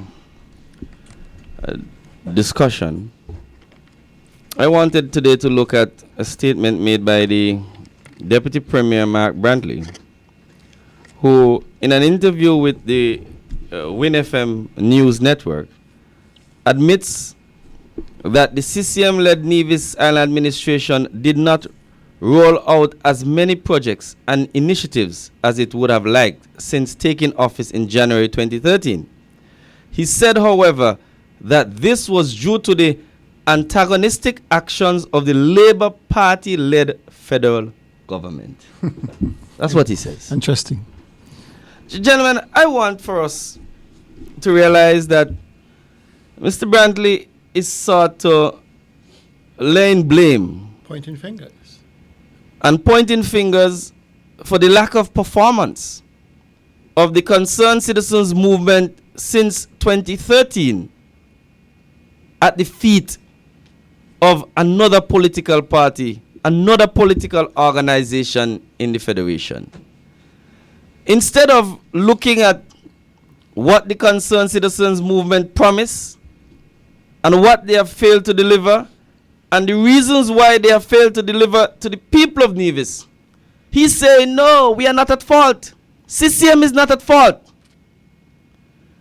It is the federal government that was led by Dr. Denzil Douglas who is at fault for the failings of the CCM. And so people must be reminded in Nevis that the NIA has great legislative power, great constitutional power, in that any NIA can pass its own budget, any NIA can do capital projects in Nevis, any NIA has the capacity to borrow for capital expenditure. And so when you look at Mr. Brantley's statement, is it that he's saying that all the budgets they presented in 2013 and 2014, they were useless budgets? Because effectively he's saying that those budgets would have never been implemented because of a Labour government. In other words, he's saying that they could not have done anything on their own initiative. They could not have created innovative and creative policies in order to drive the agenda of the Concerned Citizens Movement and the NIA that was leading Nevis at the time. Of course, I have not seen their manifesto, but they would have been elected on a manifesto promising the people of Nevis that they were in a position, once elected, to do a number of things for the people of Nevis. And we know the level of autonomy that the Nevis Island administration has. And so I want us this afternoon to look at what he further said. He says, let us not forget that for 2 years, the CCM government was being strangled by the government in Bastia. And I looked throughout the article and I want to know what he meant by being strangled. He didn't give no evidence as to how the CCM-led administration was being strangled by the government in Bastia. He never did that. And he just can't come and just throw words around. He must be able to demonstrate to him how the government in Bastia was strangling the CCM-led administration. If you all remember, at one point in time, they were experiencing financial difficulty. Denzil Douglas convened a sitting of parliament, an emergency sitting of parliament, to assist them with their financial situation. And what was his response? That time was fast. They didn't ask him. Exactly. So how come now in 2017 he can say that he was being strangled by a government in Bastia when a government in Bastia rolled out the red carpet, offered an olive branch to the CCM administration in Nevis to assist them in alleviating their financial situation? He went on further to say our checks were being bounced. But let us examine that. If your checks are being bounced, what does that mean? It means that they had a treasury in Nevis without money. And you know why there was no money in the treasury? The economy, as the NRP says, is dead. They were not able to generate enough economic activity to generate enough revenue in order to meet their expenditure. And so, he went on further to say the National Bank was not prepared to lend them money. But if your checks are bouncing, which financial institution in the world is going to lend you money? Why would National Bank lend? Why would National Bank lend monies to an individual or entity that is bouncing checks, that can demonstrate to them that they have the ability to pay back if the monies are being loaned. So on Mr. Brantley's statement alone, it shows that there was an inability on the part of the administration that he was a part of in Nevis to advance the agenda. It had nothing to do with the Labour administration that was in Bastia. He had bounced checks. And with bounced checks, he couldn't demonstrate to a lender that he was in a position to repay. And so, whom was the fault would lie on? Who was at the fault in this situation? Of course, I would want to argue and suggest to the people of Nevis. It was as a result of the operations and the management of the economy in Nevis by the Concerned Citizens Movement then. And that is why they were not in a position to roll out projects here on the island of Nevis.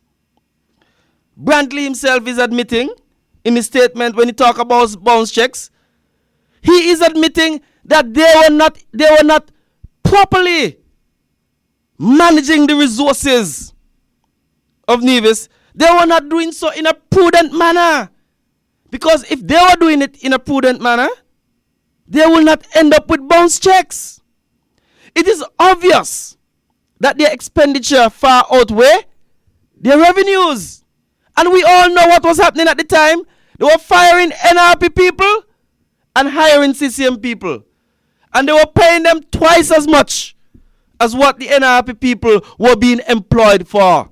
And so they ended up in a situation where they didn't have enough cash and the debt was more than cash. They were certainly not in a liquid situation. And also, you must remember at this time that the NIA, led by the CCM, they had not completed their debt restructuring exercise. Remember all the noise they made about the land for debt swap. Van Semry even said he rejected it. He had a better proposal. That is what he told the people in the 2013-2012 elections in Nevis. That he will reverse the land for debt. And he will launch a serious economic program for Nevis, where economic activity will be on the rise. There will be a level of buoyancy in the economy. They will be able to generate revenues, and we will not have to partake in this land for debt exercise. As a matter of fact, when we examine him and his actions of his cabinet, we would realize that they gave more land under the program than that was originally thought about by or agreed to by the Nevis Reformation Party. And so he went on to say that the alleviation in the situation came when they removed the government from Bastia. And so what do we have? We have a situation now where Mr. Brantley is saying to the people of Nevis, the only way you can have major infrastructural development in Nevis is if we get a handout from Bastia. That's what he's saying. He's saying that it's as a result of him having access to the SIDF. That is why projects have moved in Nevis. And so we have moved from a state under NRP when we were able to do projects to now we have moved to the economics of mendicancy. And we know what this handout is about because he admits it. He says that they have 2 seats in the 7 federal seats that this Team Unity administration has. And so, he has been able to hold the Honorable Prime Minister over the calls. And so for their political support, Nevis has gotten some financial support. And so, some projects have started in Nevis. Some are in the pipeline. It is clear to us that this financial support, it can come to an end at any time. If there's a disagreement between the parties, it would mean that whatever access they have to the funds of the SIDF, so that budgetary support can come to Nevis, that in fact will be terminated. And so I want to suggest to the people of Nevis this afternoon that whenever you see Mr. Brantley, say to him, we don't want the financial support for Nevis to be contingent upon your political support for Timothy Harris. We want some specific and clear defined criteria outlined in law or in regulation so that this financial support can come to Nevis whether he is there or not. I believe that is what the people of Nevis deserve. Because if you take his premise as being correct, in that if you have an antagonistic administration in Bastia, it means it can stall operations in Nevis. Although I want to say I don't agree with him at all because of this. He says in his article that both CCM and NRP were excluded from the SIDF. That's what he says. Although I don't think that is true, but let us accept it as the truth. So both CCM and NRP were excluded from the SIDF. I want to ask him, how come then the NRP was able to do so much projects in Nevis and they didn't get a handout from Bastia? How come we were able to build roads in Barnsgat, Jessops and Cotton Ground? How come we were able to do the third phase of the Island Main Road from Market Shop to Brooklyn? How come we were able to build Cherry Gardens? How come we were able to do such? It shows that the Nevis Reformation Party in government has the policies that are required to drive the economic, social, and whatever agenda one would want to put forward on behalf of the people of Nevis. We have demonstrated that. And I want to say that the lack of implementation of projects on the island of Nevis has nothing to do with an antagonistic administration in Bastia. It has to do with the lack of leadership. It has to do with the laziness of the CCM administration, the incompetence and the inability of this administration to raise capital. The Nevis Reformation Party under Joseph Parry, in a recession year, was able to raise capital to do a number of major infrastructural projects here on the island of Nevis. We were able to attract foreign investors.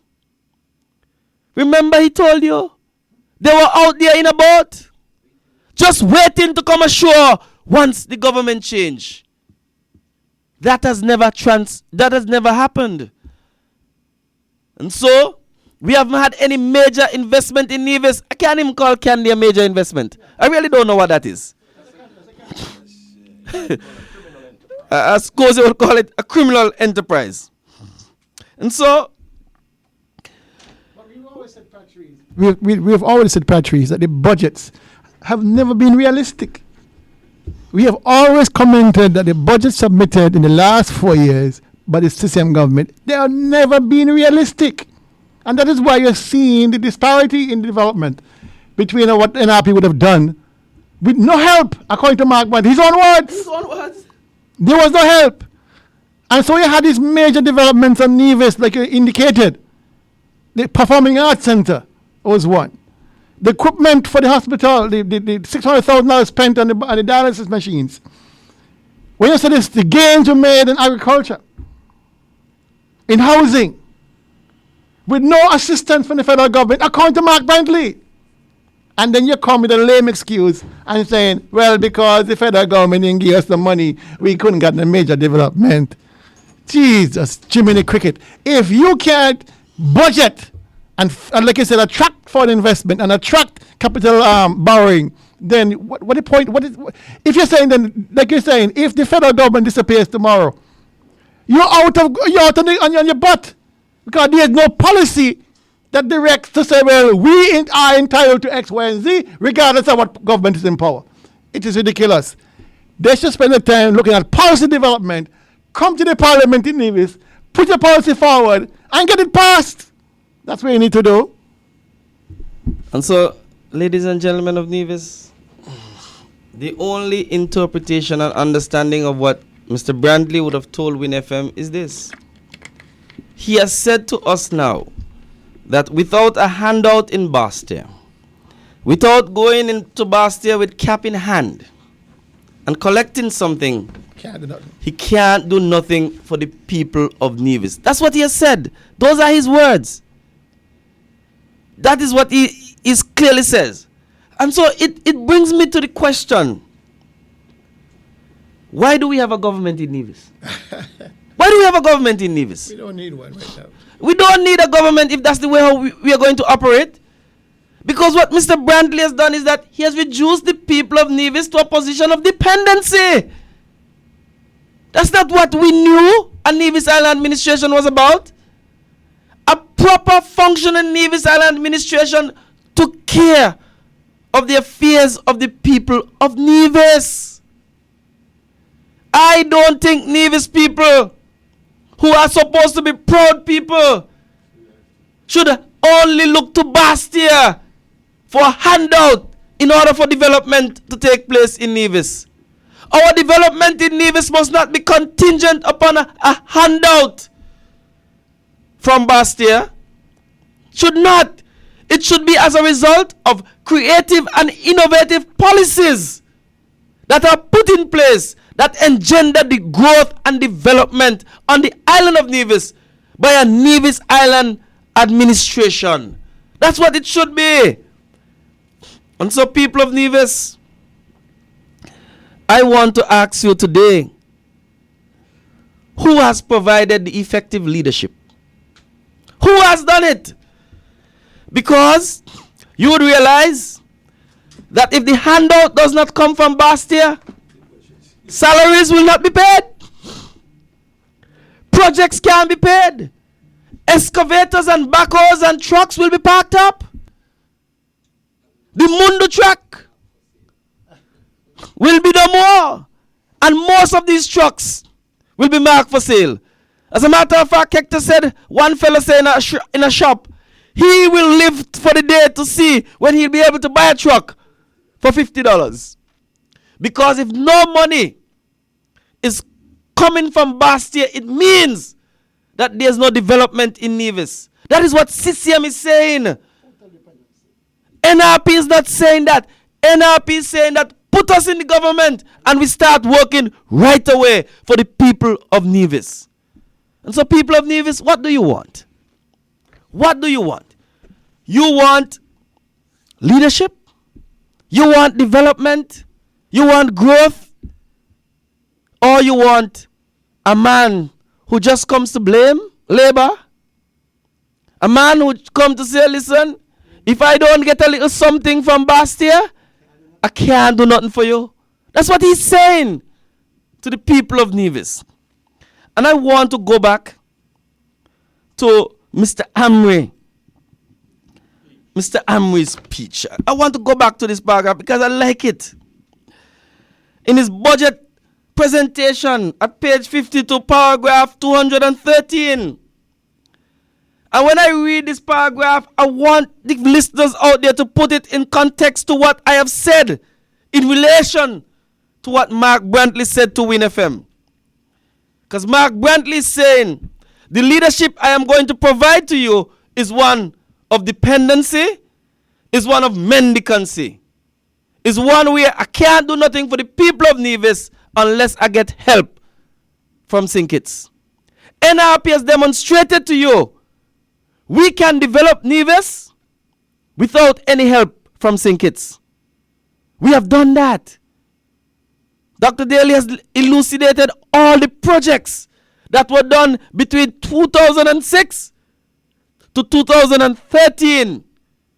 And according to the words of Mark Brantley, we were excluded at that time from the federal pie. But we were able to do these things. He's saying that because he's now included in the federal pie, that's the only reason why he can do a Mundo track and a proposed pier. I don't know what other development he has rolled out. Well, the expansion of the hospital and nothing else. But let us go back to what Mr. Amri said. Because Mr. Amri is saying to the residents and citizens, he said, Mr. President, these are fundamental issues that I want the citizens and the residents of this country to consider when determining the leadership of our island.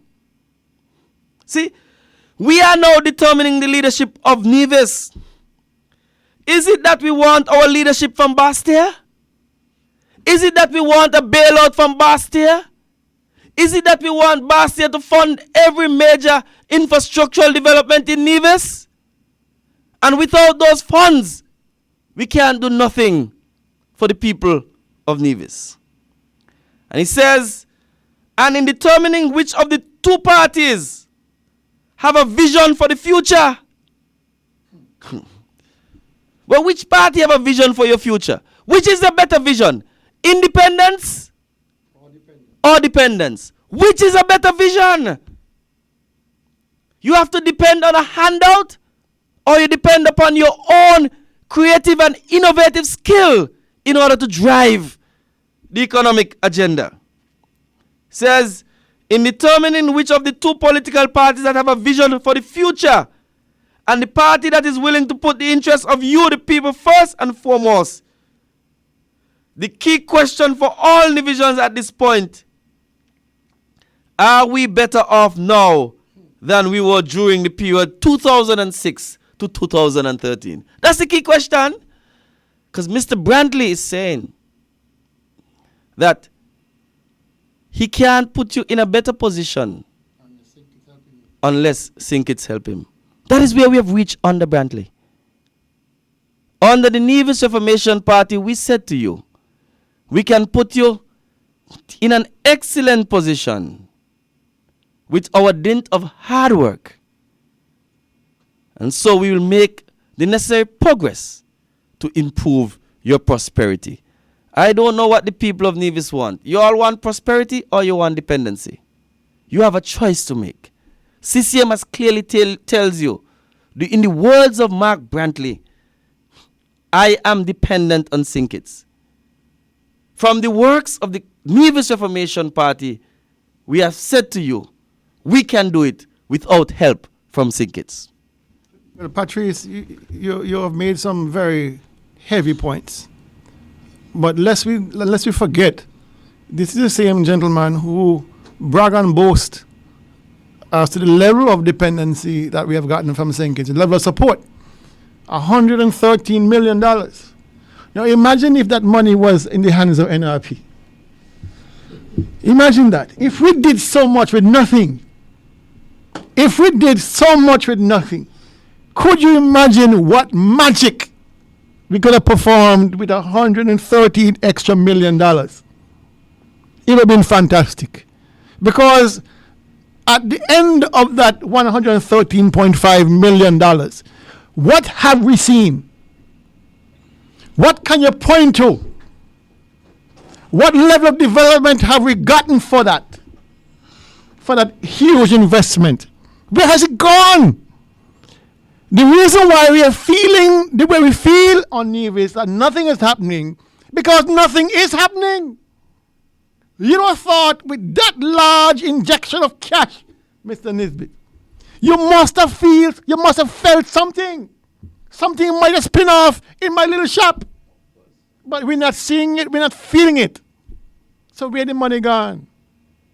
People are afraid to spend $1 because they don't know if next week the dollar ain't gonna come. You understand?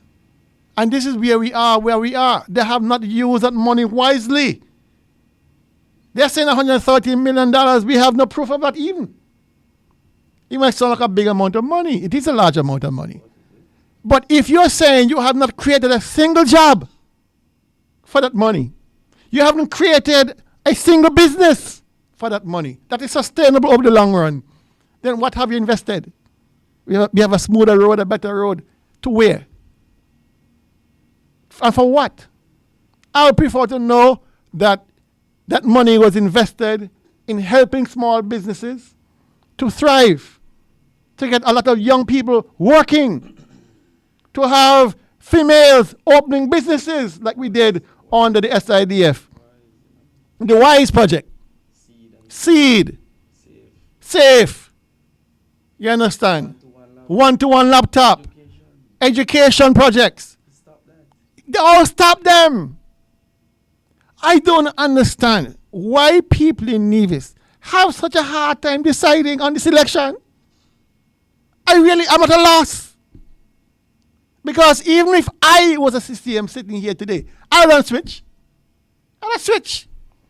Because when I see the dichotomy between NRP and CCM, I see no comparison. I chalk and cheese. Chalk and cheese. Now, if you want to eat chalk, fine. But I like cheese. I like nice cheese. You understand? And when you look at this country hobbling along, guys are spending money, and I'll use the term over and over again, they have weaponized the treasury against NRP. They're spending and spending and spending to buy the votes. They know they can't go to the people with performance, Patrice. They cannot bring the performance and say, vote for me because I did this or did that. When you are living in darkness and you can't turn your water pipe. When you can't go to the hospital for health care. He admits in his speech he didn't perform. You can't perform. So on what basis are you coming to me a second time to ask me for your vote? On what? They can't. So what if they come and chuck some money in a t-shirt and give you? How many times people are going to be fooled with that nonsense? How many times? There are some hardcore people right now making some serious money on the CCM. There's some guys I know, I won't call their names, who own backhoes and excavators. They're living La Vida Loca. They're living the La Vida Loca. They're living the crazy life because they got the money. And you see them driving new trans all of a sudden. Guy who can't kick stone before, now driving nice cars and nice trucks. I ain't jealous them. Because I know that money come out of surrogacy. That money came out of favoritism and nepotism in this country. I know where the money came from. I know it came from. But you see, let me tell you something. Not like that lasts forever. Not like that lasts forever. So when persons are now smiling out of the bank, a few people are smiling out of the bank. The most of us are scrunting. Scrunting! Because the idea is to buy the vote at the last shower rain. To hell with all these projects and programs. To hell with education. Never mind that 60% of our students are failing out of school every year. Never mind that. Big up the few that are passing. And we're going to camouflage the rest. You know, stop the laptop program and give them bags. Tell them, believe in yourself. Never mind, you don't have the scholarship money. Never mind 200 people coming out of school this year with no prospect of jobs. You know what messages they don't get? Mrs. Daly, doing anybody want to employ anybody? 6 farmers. People returning from university. And they're looking for a little work. Anything at this point in time. Nothing there. So when we tell people the economy is dead, we're not just talking. We know the economy is dead. And you know how the economy is dead? Go by Arlene shop. Go by all those lot of places. Business has picked up 100%. Because in times of difficulty, people taking chances. They're desperate for a little money. And so they're going to take a chance to play bingo or take a chance to play lotto or scratch. These are facts. These are facts. These are facts. Mr. Hector. Thank you very much, Mr. Daly. It was interesting. Listen, I really didn't want to break the spell. You all were coming from the Bath Hotel end and the Pavilion end, even though it has a short boundary, and you were moving. I would just want to add that the thinking is, if it is good in Bastia, then it is good in Nevis. And we have heard the said Bradley, it shows the thinking. And if he broadens the federal footprint for St. Kitts, it's a federal footprint for Nevis. Being in government, I have known that it doesn't work that way. If you have a budget, you are to make sure that this budget is realistic and it is a budget that works for Nevis. And so this new idea of making Nevis a colony of St. Kitts is caught in the headwaves of Brantley and others. I don't know for a moment what is it that our premier could be doing 3 days a week in St. Kitts. And that is a question we have to ask. Because if he goes to Bastia 3 days a week, he's only working in Nevis for 2 days a week. Now, which one is more important? The Office of Ecclesiastical Dependency, that's what I would call it, or the Office of Premier? So our Office of Premier has also been demoted. And so I call on those good citizens for you to realize that we are going back in the 60s. This is a time when we should have meaningful projects. Meaningful projects that transform the economy. Not a time to be blaming, what you said, a Denzel Douglas government. Why for the first 2 years you couldn't deliver? It makes absolutely no sense. And what you see is happening now, they are caught spending on things that were not a part of the budget. I say any minister who would come to you and tell you the reason why the Mondo track was not finished for April is because the students and the people of the Athletic Association say hold off. That's the reason. If you look at it, that is the compelling reason that he's given. That's what he said. And so he has asked us to look for Culturama. Culturama is next week. Which athletic meet can you have on that track when the walls? But it's not laid, it's not finished, but the walls. But listen, you're going fast because the last thing would be the track. Before that, you have to straighten the walls. Because in the design, something went wrong.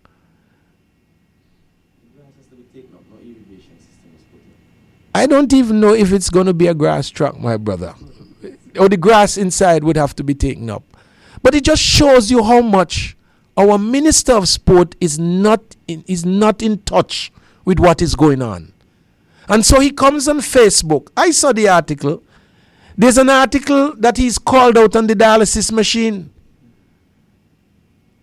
And these people, this is why I realize it is costing us so much to govern. Because I believe they have people out there writing things to defend CCM when they do foolishness. So, Hensley called him out on the dialysis. And his first point was, we have a turnkey dialysis unit that costs $80,000 on the market. But the Nevis Reformation Party paid $225, and heaven knows where the rest of the money went. This is the kind of writing you get from Mark Brantley. But when you put it under the microscope, you have to ask yourself, is this the same man who a simple cultural village costs $1.7 million to spend? And they are used containers that are on the market for $2,500 each. Easy. I'm not even going into US. So the level of recklessness continues. I saw a clipping on Facebook for the opening ceremony. And I counted 23 people attending the opening ceremony. I am happy that Nevisians have come to realize that they should not be a part of foolishness. But guess what? I did a little quadrant trek on the bingo just when Grandmaster started, and I realized it was a heavy crowd. As the guy told me this morning, it was all about the bingo. People came out because they saw at least a $15,000 payday And that is how the economy is being stimulated in Nevis at this time. Dr. Daly, when I began, I said we had a very, very productive town hall meeting Wednesday evening at the Credit Union Hall. And I want to thank those who came out, and I want to encourage others to listen as we move to St. James on Wednesday of next week. I gave just a sneak peek of some of the proposal for Charlestown Nevis. And this afternoon, I just want to quickly say to the good people via this program on Target that we are committed in Charlestown. We are committed as a party, the Nevis Reformation Party, to promote peace, progress, and prosperity. And so we have made proposal for the expansion of Charlestown. The expansion of Charlestown to include the construction of a cruise terminal, a boardwalk extending from Charlestown Jetty right down onto Pinnis Beach, and the creation of a new business center within that framework. We propose also, as I said on Wednesday, a solution to the parket problem. Not the yellow lines as we are seeing springing up as a short-term solution to the congestion. But we are proposing for you a multi-use facility in the Prince William Street area to assist or alleviate our parking problem. We propose for you the repatriation of our Japanese fisheries project. We promise you a doubling of the contribution to our economy of this fishing industry from about $6 million to $12 million. Our fisher folks, our restaurant, we would make sure that we show the complementary relationship between our fishing industry and our hotel industry. I propose for you also the expansion of housing. The expansion of housing within Charlestown and throughout the island. We are thinking of embarking upon a new initiative where you rent to own. And I'm happy that this is coming now from the platform of the Nevis Reformation Party, because I believe there are some who would want to copy. We have seen that they've not demonstrated to us that they understand what is happening in housing. And in fact, there is a deficit. We promise you the development of the entire block in Charlestown and bring to you a financial complex where, when it comes to government business, you can do a one-stop shopping in terms of your utilities and your needs.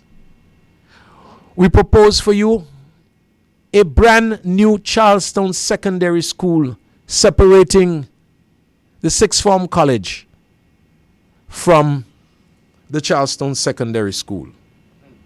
And it's a school that we are saying takes into consideration the safety requirement of modern schools. Functionality. That is our main focus. I want to say to you that we picked up trends for the judiciary. I believe I highlighted some of the many problems that we are having. While I sat in the magistrate court on Friday, I recognize we only have 3 benches, and there's need for greater functionality in our High Court and our Magistrate Court. And so we are proposing for you a judicial complex. Every other island in the Caribbean, I can say to you, have a functional Magistrate Court and High Court. We need to move away from the time when we are robbing on the court steps. The witnesses for high cases are in the elements on the outside waiting to be inside. So we promise you functionality in this regard. And for the overall work in Charlestown, we promise you connectivity in every way in our road network system. In the past, we were able to solve the flooding problem in Charlestown. And I'm saying to you, if you travel through Ramsbury, up through Happy Hill Alley, you would realize the states of our roads. There needs to be resurfacing. Connectivity. We would want to connect Marion Drive onto Government Road. We are thinking that there must be a way whereby we can link Hamilton onto Church Ground.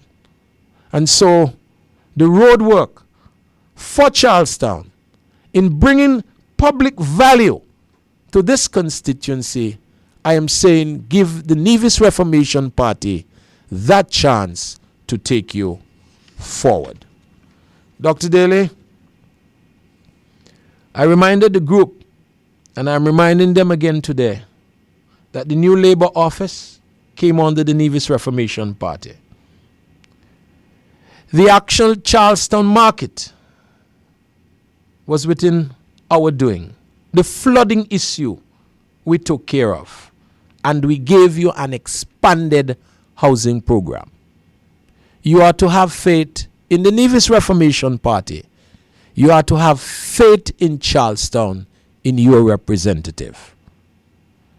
I would stop at this time, Dr. Daly, but I would ask that the good people of Nevis continue to support the Nevis Reformation Party in its quest to bring to you a greater standard of living of life, a better country that your children can benefit from and also be proud of.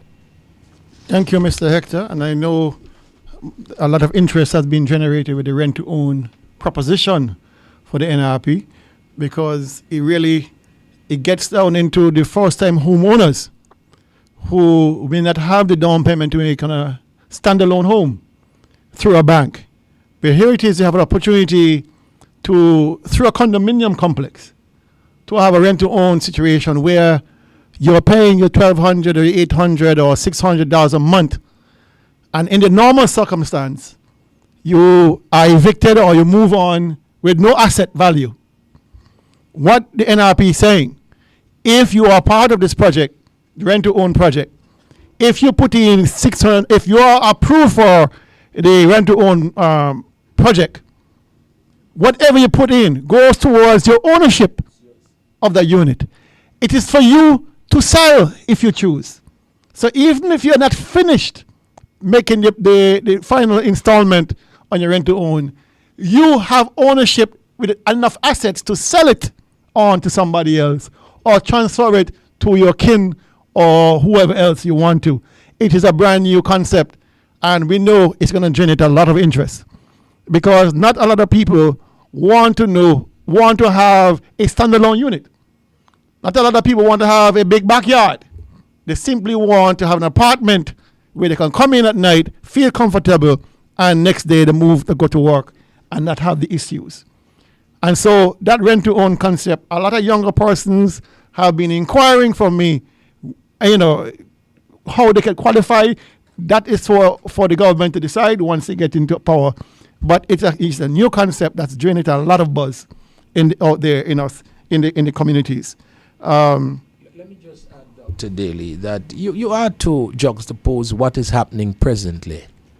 When I thought that the corporation, Nevis Land and Housing Corporation, might have moved more to mirror what is happening in the other countries, where you can offer mortgages at the corporation, I realized they've sent almost every delinquent person to the magistrate court for settlement. That is what has been offered to the good people. But aren't these the same people who promised a reduction in the mortgages? It was. But like everything else, if there isn't if there isn't a great benefit for real estate, for legal fees, That's happening. it would not be supported by those who speak about it initially. On a matter of energy, I read on the same post in the Times Caribbean of March 6, 2016, where the minister, the Honorable Alexis Jeffers, spoke eloquently in his babble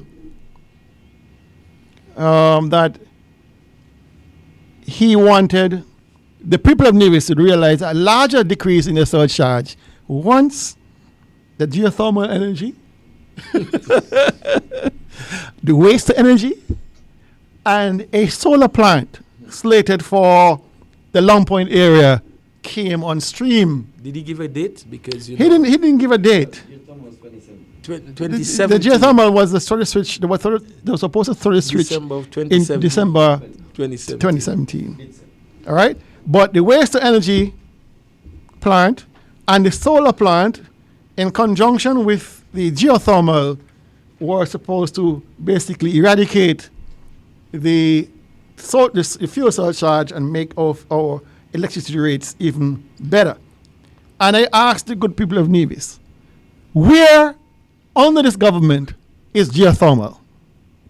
Having had a running start under the NRP administration, a running start, where production wells were the last asset to be developed. The test wells were already done. We knew what was where and how much. All they had to do now was to go forward with the production wells. But we all know that talk is cheap and whiskey costs a lot of money. And these guys are unable to deliver. They have mountains of garbage that they say they're going to turn into energy, waste to energy.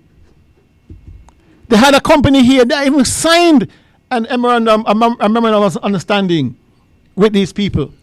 Where is the waste to energy facility? They had conversation with the Taiwanese and some other developers about solar power, that they were certain by now that they will have a solar plant somewhere at Long Point. But I remember that conversation where he is somewhere in Long Point. This came out of the Minister Jeffers' mouth. Remember when they were talking about relocating the fisheries? He said, somewhere at Bath, near to Van Radio. So the word somewhere. They also add soon. So this is a somewhere minister. You know, you're going to be somewhere, the solar plant be somewhere at Long Point. Just like the fisheries complex was to be somewhere in Bath. No, I do not know.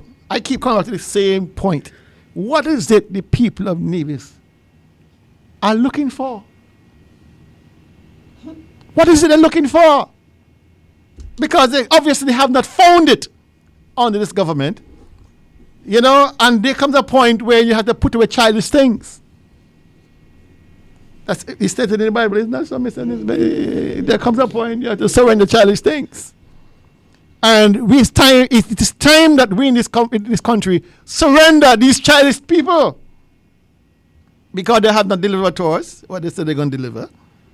All of the hype about reducing mortgages, they have the same people in court. They said they're going to reduce the mortgage instead of locking. They want to lock them up and take away their houses. They had them in court. They said they're going to give you a living wage. Where is it? $500. $500 a month for households that make less than $3,000 a month. Let me tell you something. I qualify right now. I qualify right now, so I'm waiting for my $500 a month. I don't make that. So I would like to be qualified for that. They promised you 14 hotels. Mr. Newsbit. 14! That's a lot. Which one they have delivered? Not one. They ain't gonna deliver none. Well, they delivered Country Resort. They promised you $1 square foot for persons who are returning from college. Yeah. So you get a start in life. They were going to set up a community of graduates. So what became of that project? Yeah. How come I got another As it is project? over, they don't say anything about it. They promise you a total elimination of the surcharge. Now we see the surcharge slowly slipping back on, quietly to the middle of the night. You see it slipping back on? It's going back on. Because they have to pay for this generator that goes room. You understand? Now, something interesting happened over the weekend, Mr. Hector, over last week. I got a phone call, and I made a visit to a site at Pinnis. At Pinnis? At Pinnis, to look at a scramble, I should say a scramble of materials, a pile of materials sited just across the road here. And I'm told that that pile of material was meant to build the new storage unit for Nevlec. A $150,000 US prefabricated steel structure that was supposed to house the depot for Nevlec supplies. Because, you know, the minister booted Nevlec out of the Chapman building. I wasn't aware of that, man. Nevlec was booted out by the NIA, who owes Nevlec $20-something million. Nevlec was booted out of the Chapman building to make way for a commercial venture. The importer, the large importer, we all know who the large importer is at Chapman building. So Nevlec was put on the street by their own government. So where were they storing things? They're not they're in the yard. And that's why the things are going missing. Things are going walking because there's no security. And so there again, we are losing money. Because if you are buying supplies and materials, just putting them in, and they're not properly stored and properly dispersed, they're going to walk. They're going to walk. They're going to walk. They're going to walk. There are guys buying electrical wire. There are guys buying anything with copper. They're going to walk. I'm told the only thing that hasn't walked off yet are poles. Those are hard to carry. Those are hard to carry. But in the end, somebody's going to find a way. So this unit was supposed to be built to accommodate the storage because they kicked themselves out. Well, Nevlec was kicked out by the government from the Chapman building at Prospect. They kicked out. Kicked into the yard. So they now have storage in the yard. Of course, unprotected. Now the question is, why didn't they build the storage unit before they kicked out Nevlec? So you simply move from one area to the next. The storage unit I was on the B-Bush. The actual structure was on the B-Bush for the past 3 years. 3 years. 3 years. The unit was bought. Somewhere right here, it was. Yes. The unit was bought in 2013. And ever since it was offloaded, it's been sitting in the same spot. So you're saying that it is not there now? It is there now. They have cleared. The mistake I made, I went there to take pictures of it, and somebody saw me. So they end up just like just like the white elephants. Yes, you had some activity. Well, this is a dead elephant. This is a dead elephant. Somebody saw me taking the pictures. I think I stayed too long to take the pictures because really and truly I could not find the materials because they were under so much bush. When was that done? In the middle of the night? Because they were on the bush last week, Saturday. Well, I went there and I started taking pictures, and there were several vehicles that passed and they slowed. And of course, they probably reported back to the minister that Daley's down there mucking around by your site, and he quickly sent a backhoe and some guys there to clean the site to make it look like something is about to happen. Okay. So all they've done now is uncover more clearly that the building is still there on the ground, which is, I think, is a big mistake because then it might go missing. At least it was camouflaged on the B-bush and weeds and ants nests.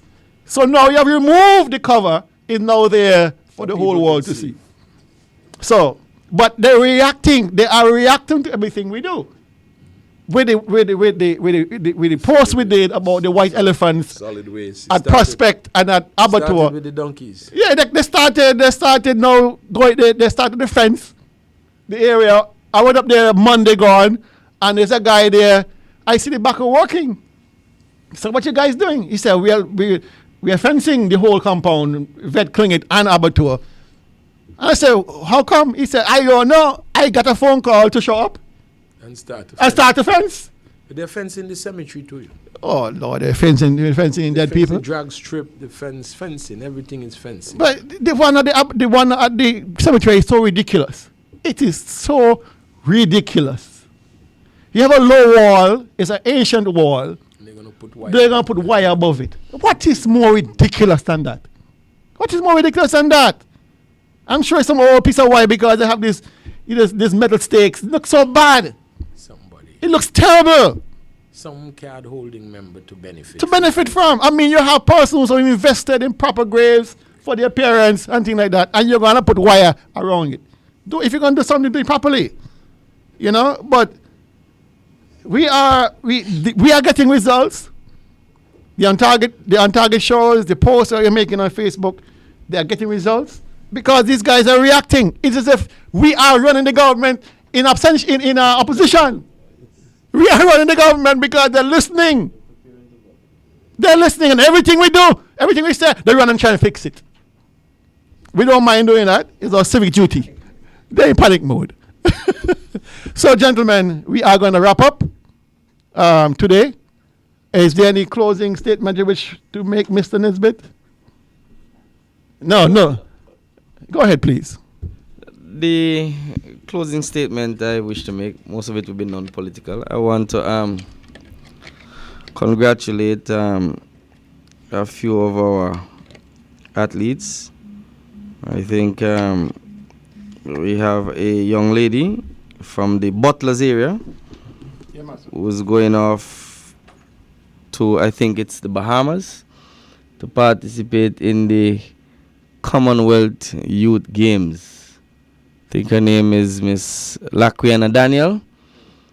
She is from Butlers, and to her mother, her siblings, and her extended family, I would want to offer my sincere congratulations and to wish her the best in the discipline that she will be participating. I think there's a gentleman by the name of Tijari Ataton. I think he's also from Nevis. I think he has been selected also to participate in these games. I think in the Commonwealth of the Bahamas. From the 19th, I think they will be there to participate. I hope that they can make the Federation of St. Kitts and Nevis, and more particularly, the people of Nevis proud of their participation. And gentlemen, I'm indeed happy to report that our young cricketers finally were able to travel this week to Antigua to participate in the Leeward Islands Under-19 cricket tournament. You remember the debacle the last time when our Under-15 cricketers were selected and they were left stranded at Grove Park and they could not go to Anguilla and St. Martin to participate in that Under-15 tournament.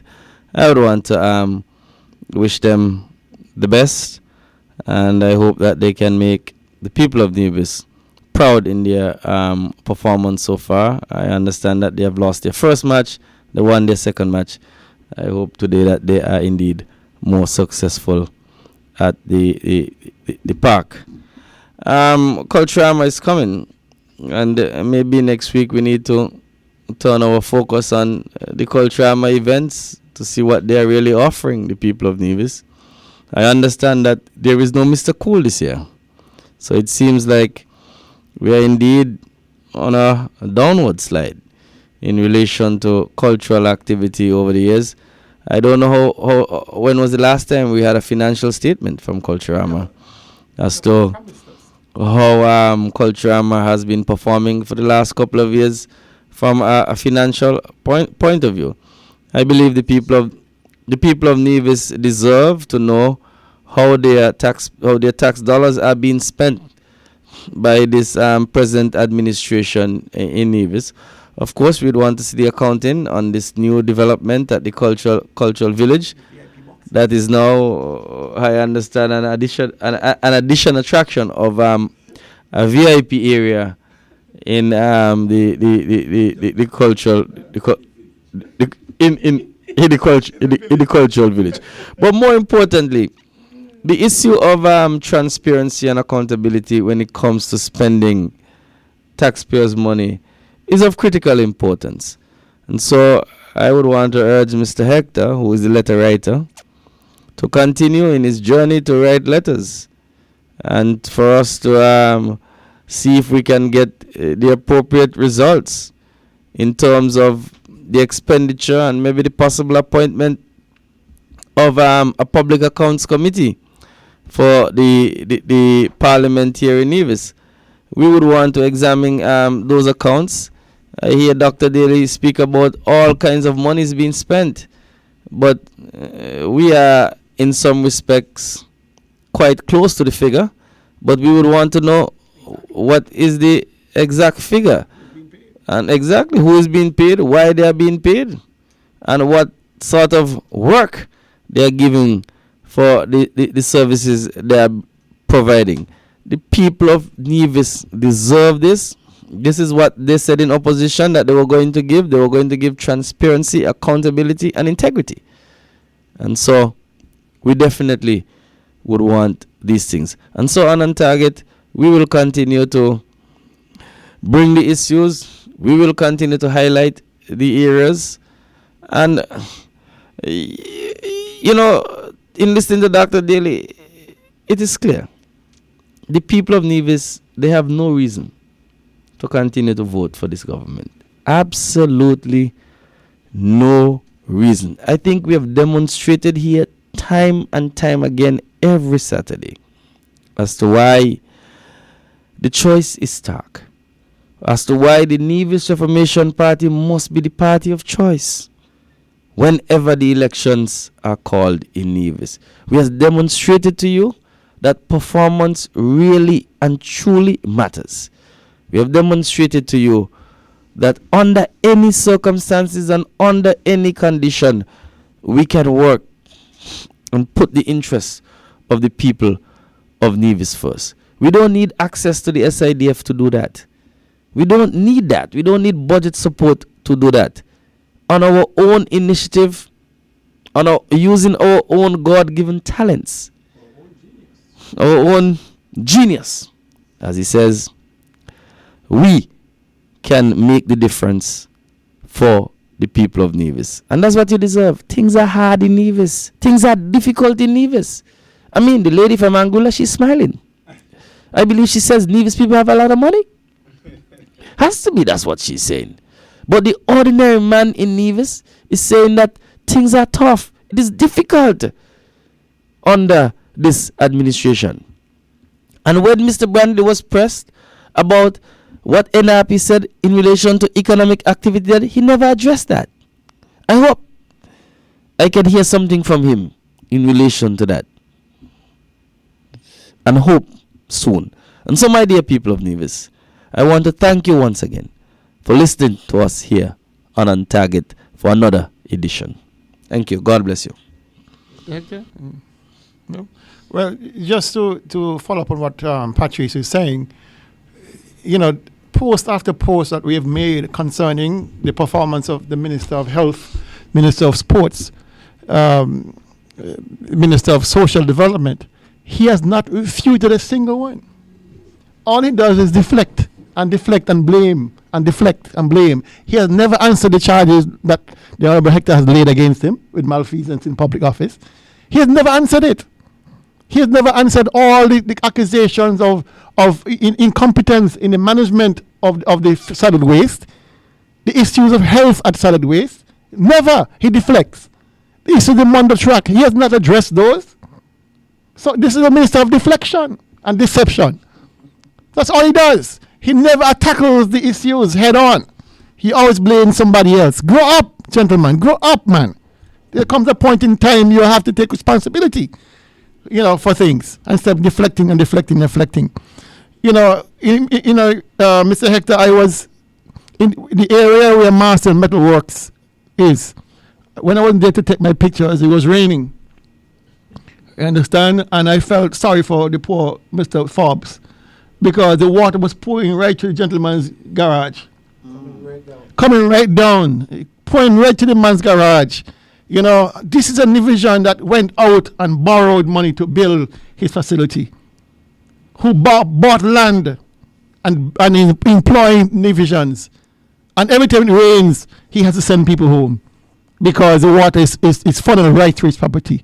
And what I understand, when I went to see him the same day, I said, how are you working in this? He said, listen, I've been complaining for years to Public Works, and nobody's taking me on. The water keeps coming down from the upper reaches of Pinners, and it's all funneling through my garage. He can't fix it by himself. He's asking for relief. Simple things like that. Reach out to the communities and listen to their pleas. You understand? But, it may take us to come back in power to fix Marcel's problem. Marcel, my apologies for calling your name, but it bothers me when you see these little things that can be fixed and they're not. For those who stay with us to the entire program, we thank you. For those who only shared a part of the day with us, we still thank you. You can catch the broadcast a second time. Will be uploaded by this evening, I believe, and you can catch it at your whim. I like the idea of the playback because you can go fast forward or backwards, and you can play it as much times as you want. So I applaud that that aspect of the program. But next week, Saturday, same time, same place, we're back again. Hopefully, Mr. Cozy back in the hot seat as the coordinator or the. But it was fun today for us all here. Not fun in the sense that we are glad that the economy is failing, but we are glad that we are able to share with you our views and opinions as the state of affairs here on Nevis. Tune in next week. God bless and have an enjoyable and safe weekend. Your views, your opinion, your voice. Tune in to Choice Community Radio 105.3 FM on Saturdays at 1 p.m. for the talk show that tackles the major issues on target. Join former members of the Nevis Island Administration and St. Kitts Nevis Federal Government as they discuss and debate today's issues with the listening audience. Also expect special guests, panelists, and friends. Participate by calling phone lines 869-469-5300 or overseas phone line 203-983-8903. Listen live on www.sknclt.com. Be sure to tune in to Choice Community Radio 105.3 FM each and every Saturday at 1 p.m. It's On Target with the Honorable Dwight Cozier, the Honorable E. Roberto Hector, and the Honorable Patrice Nisbet.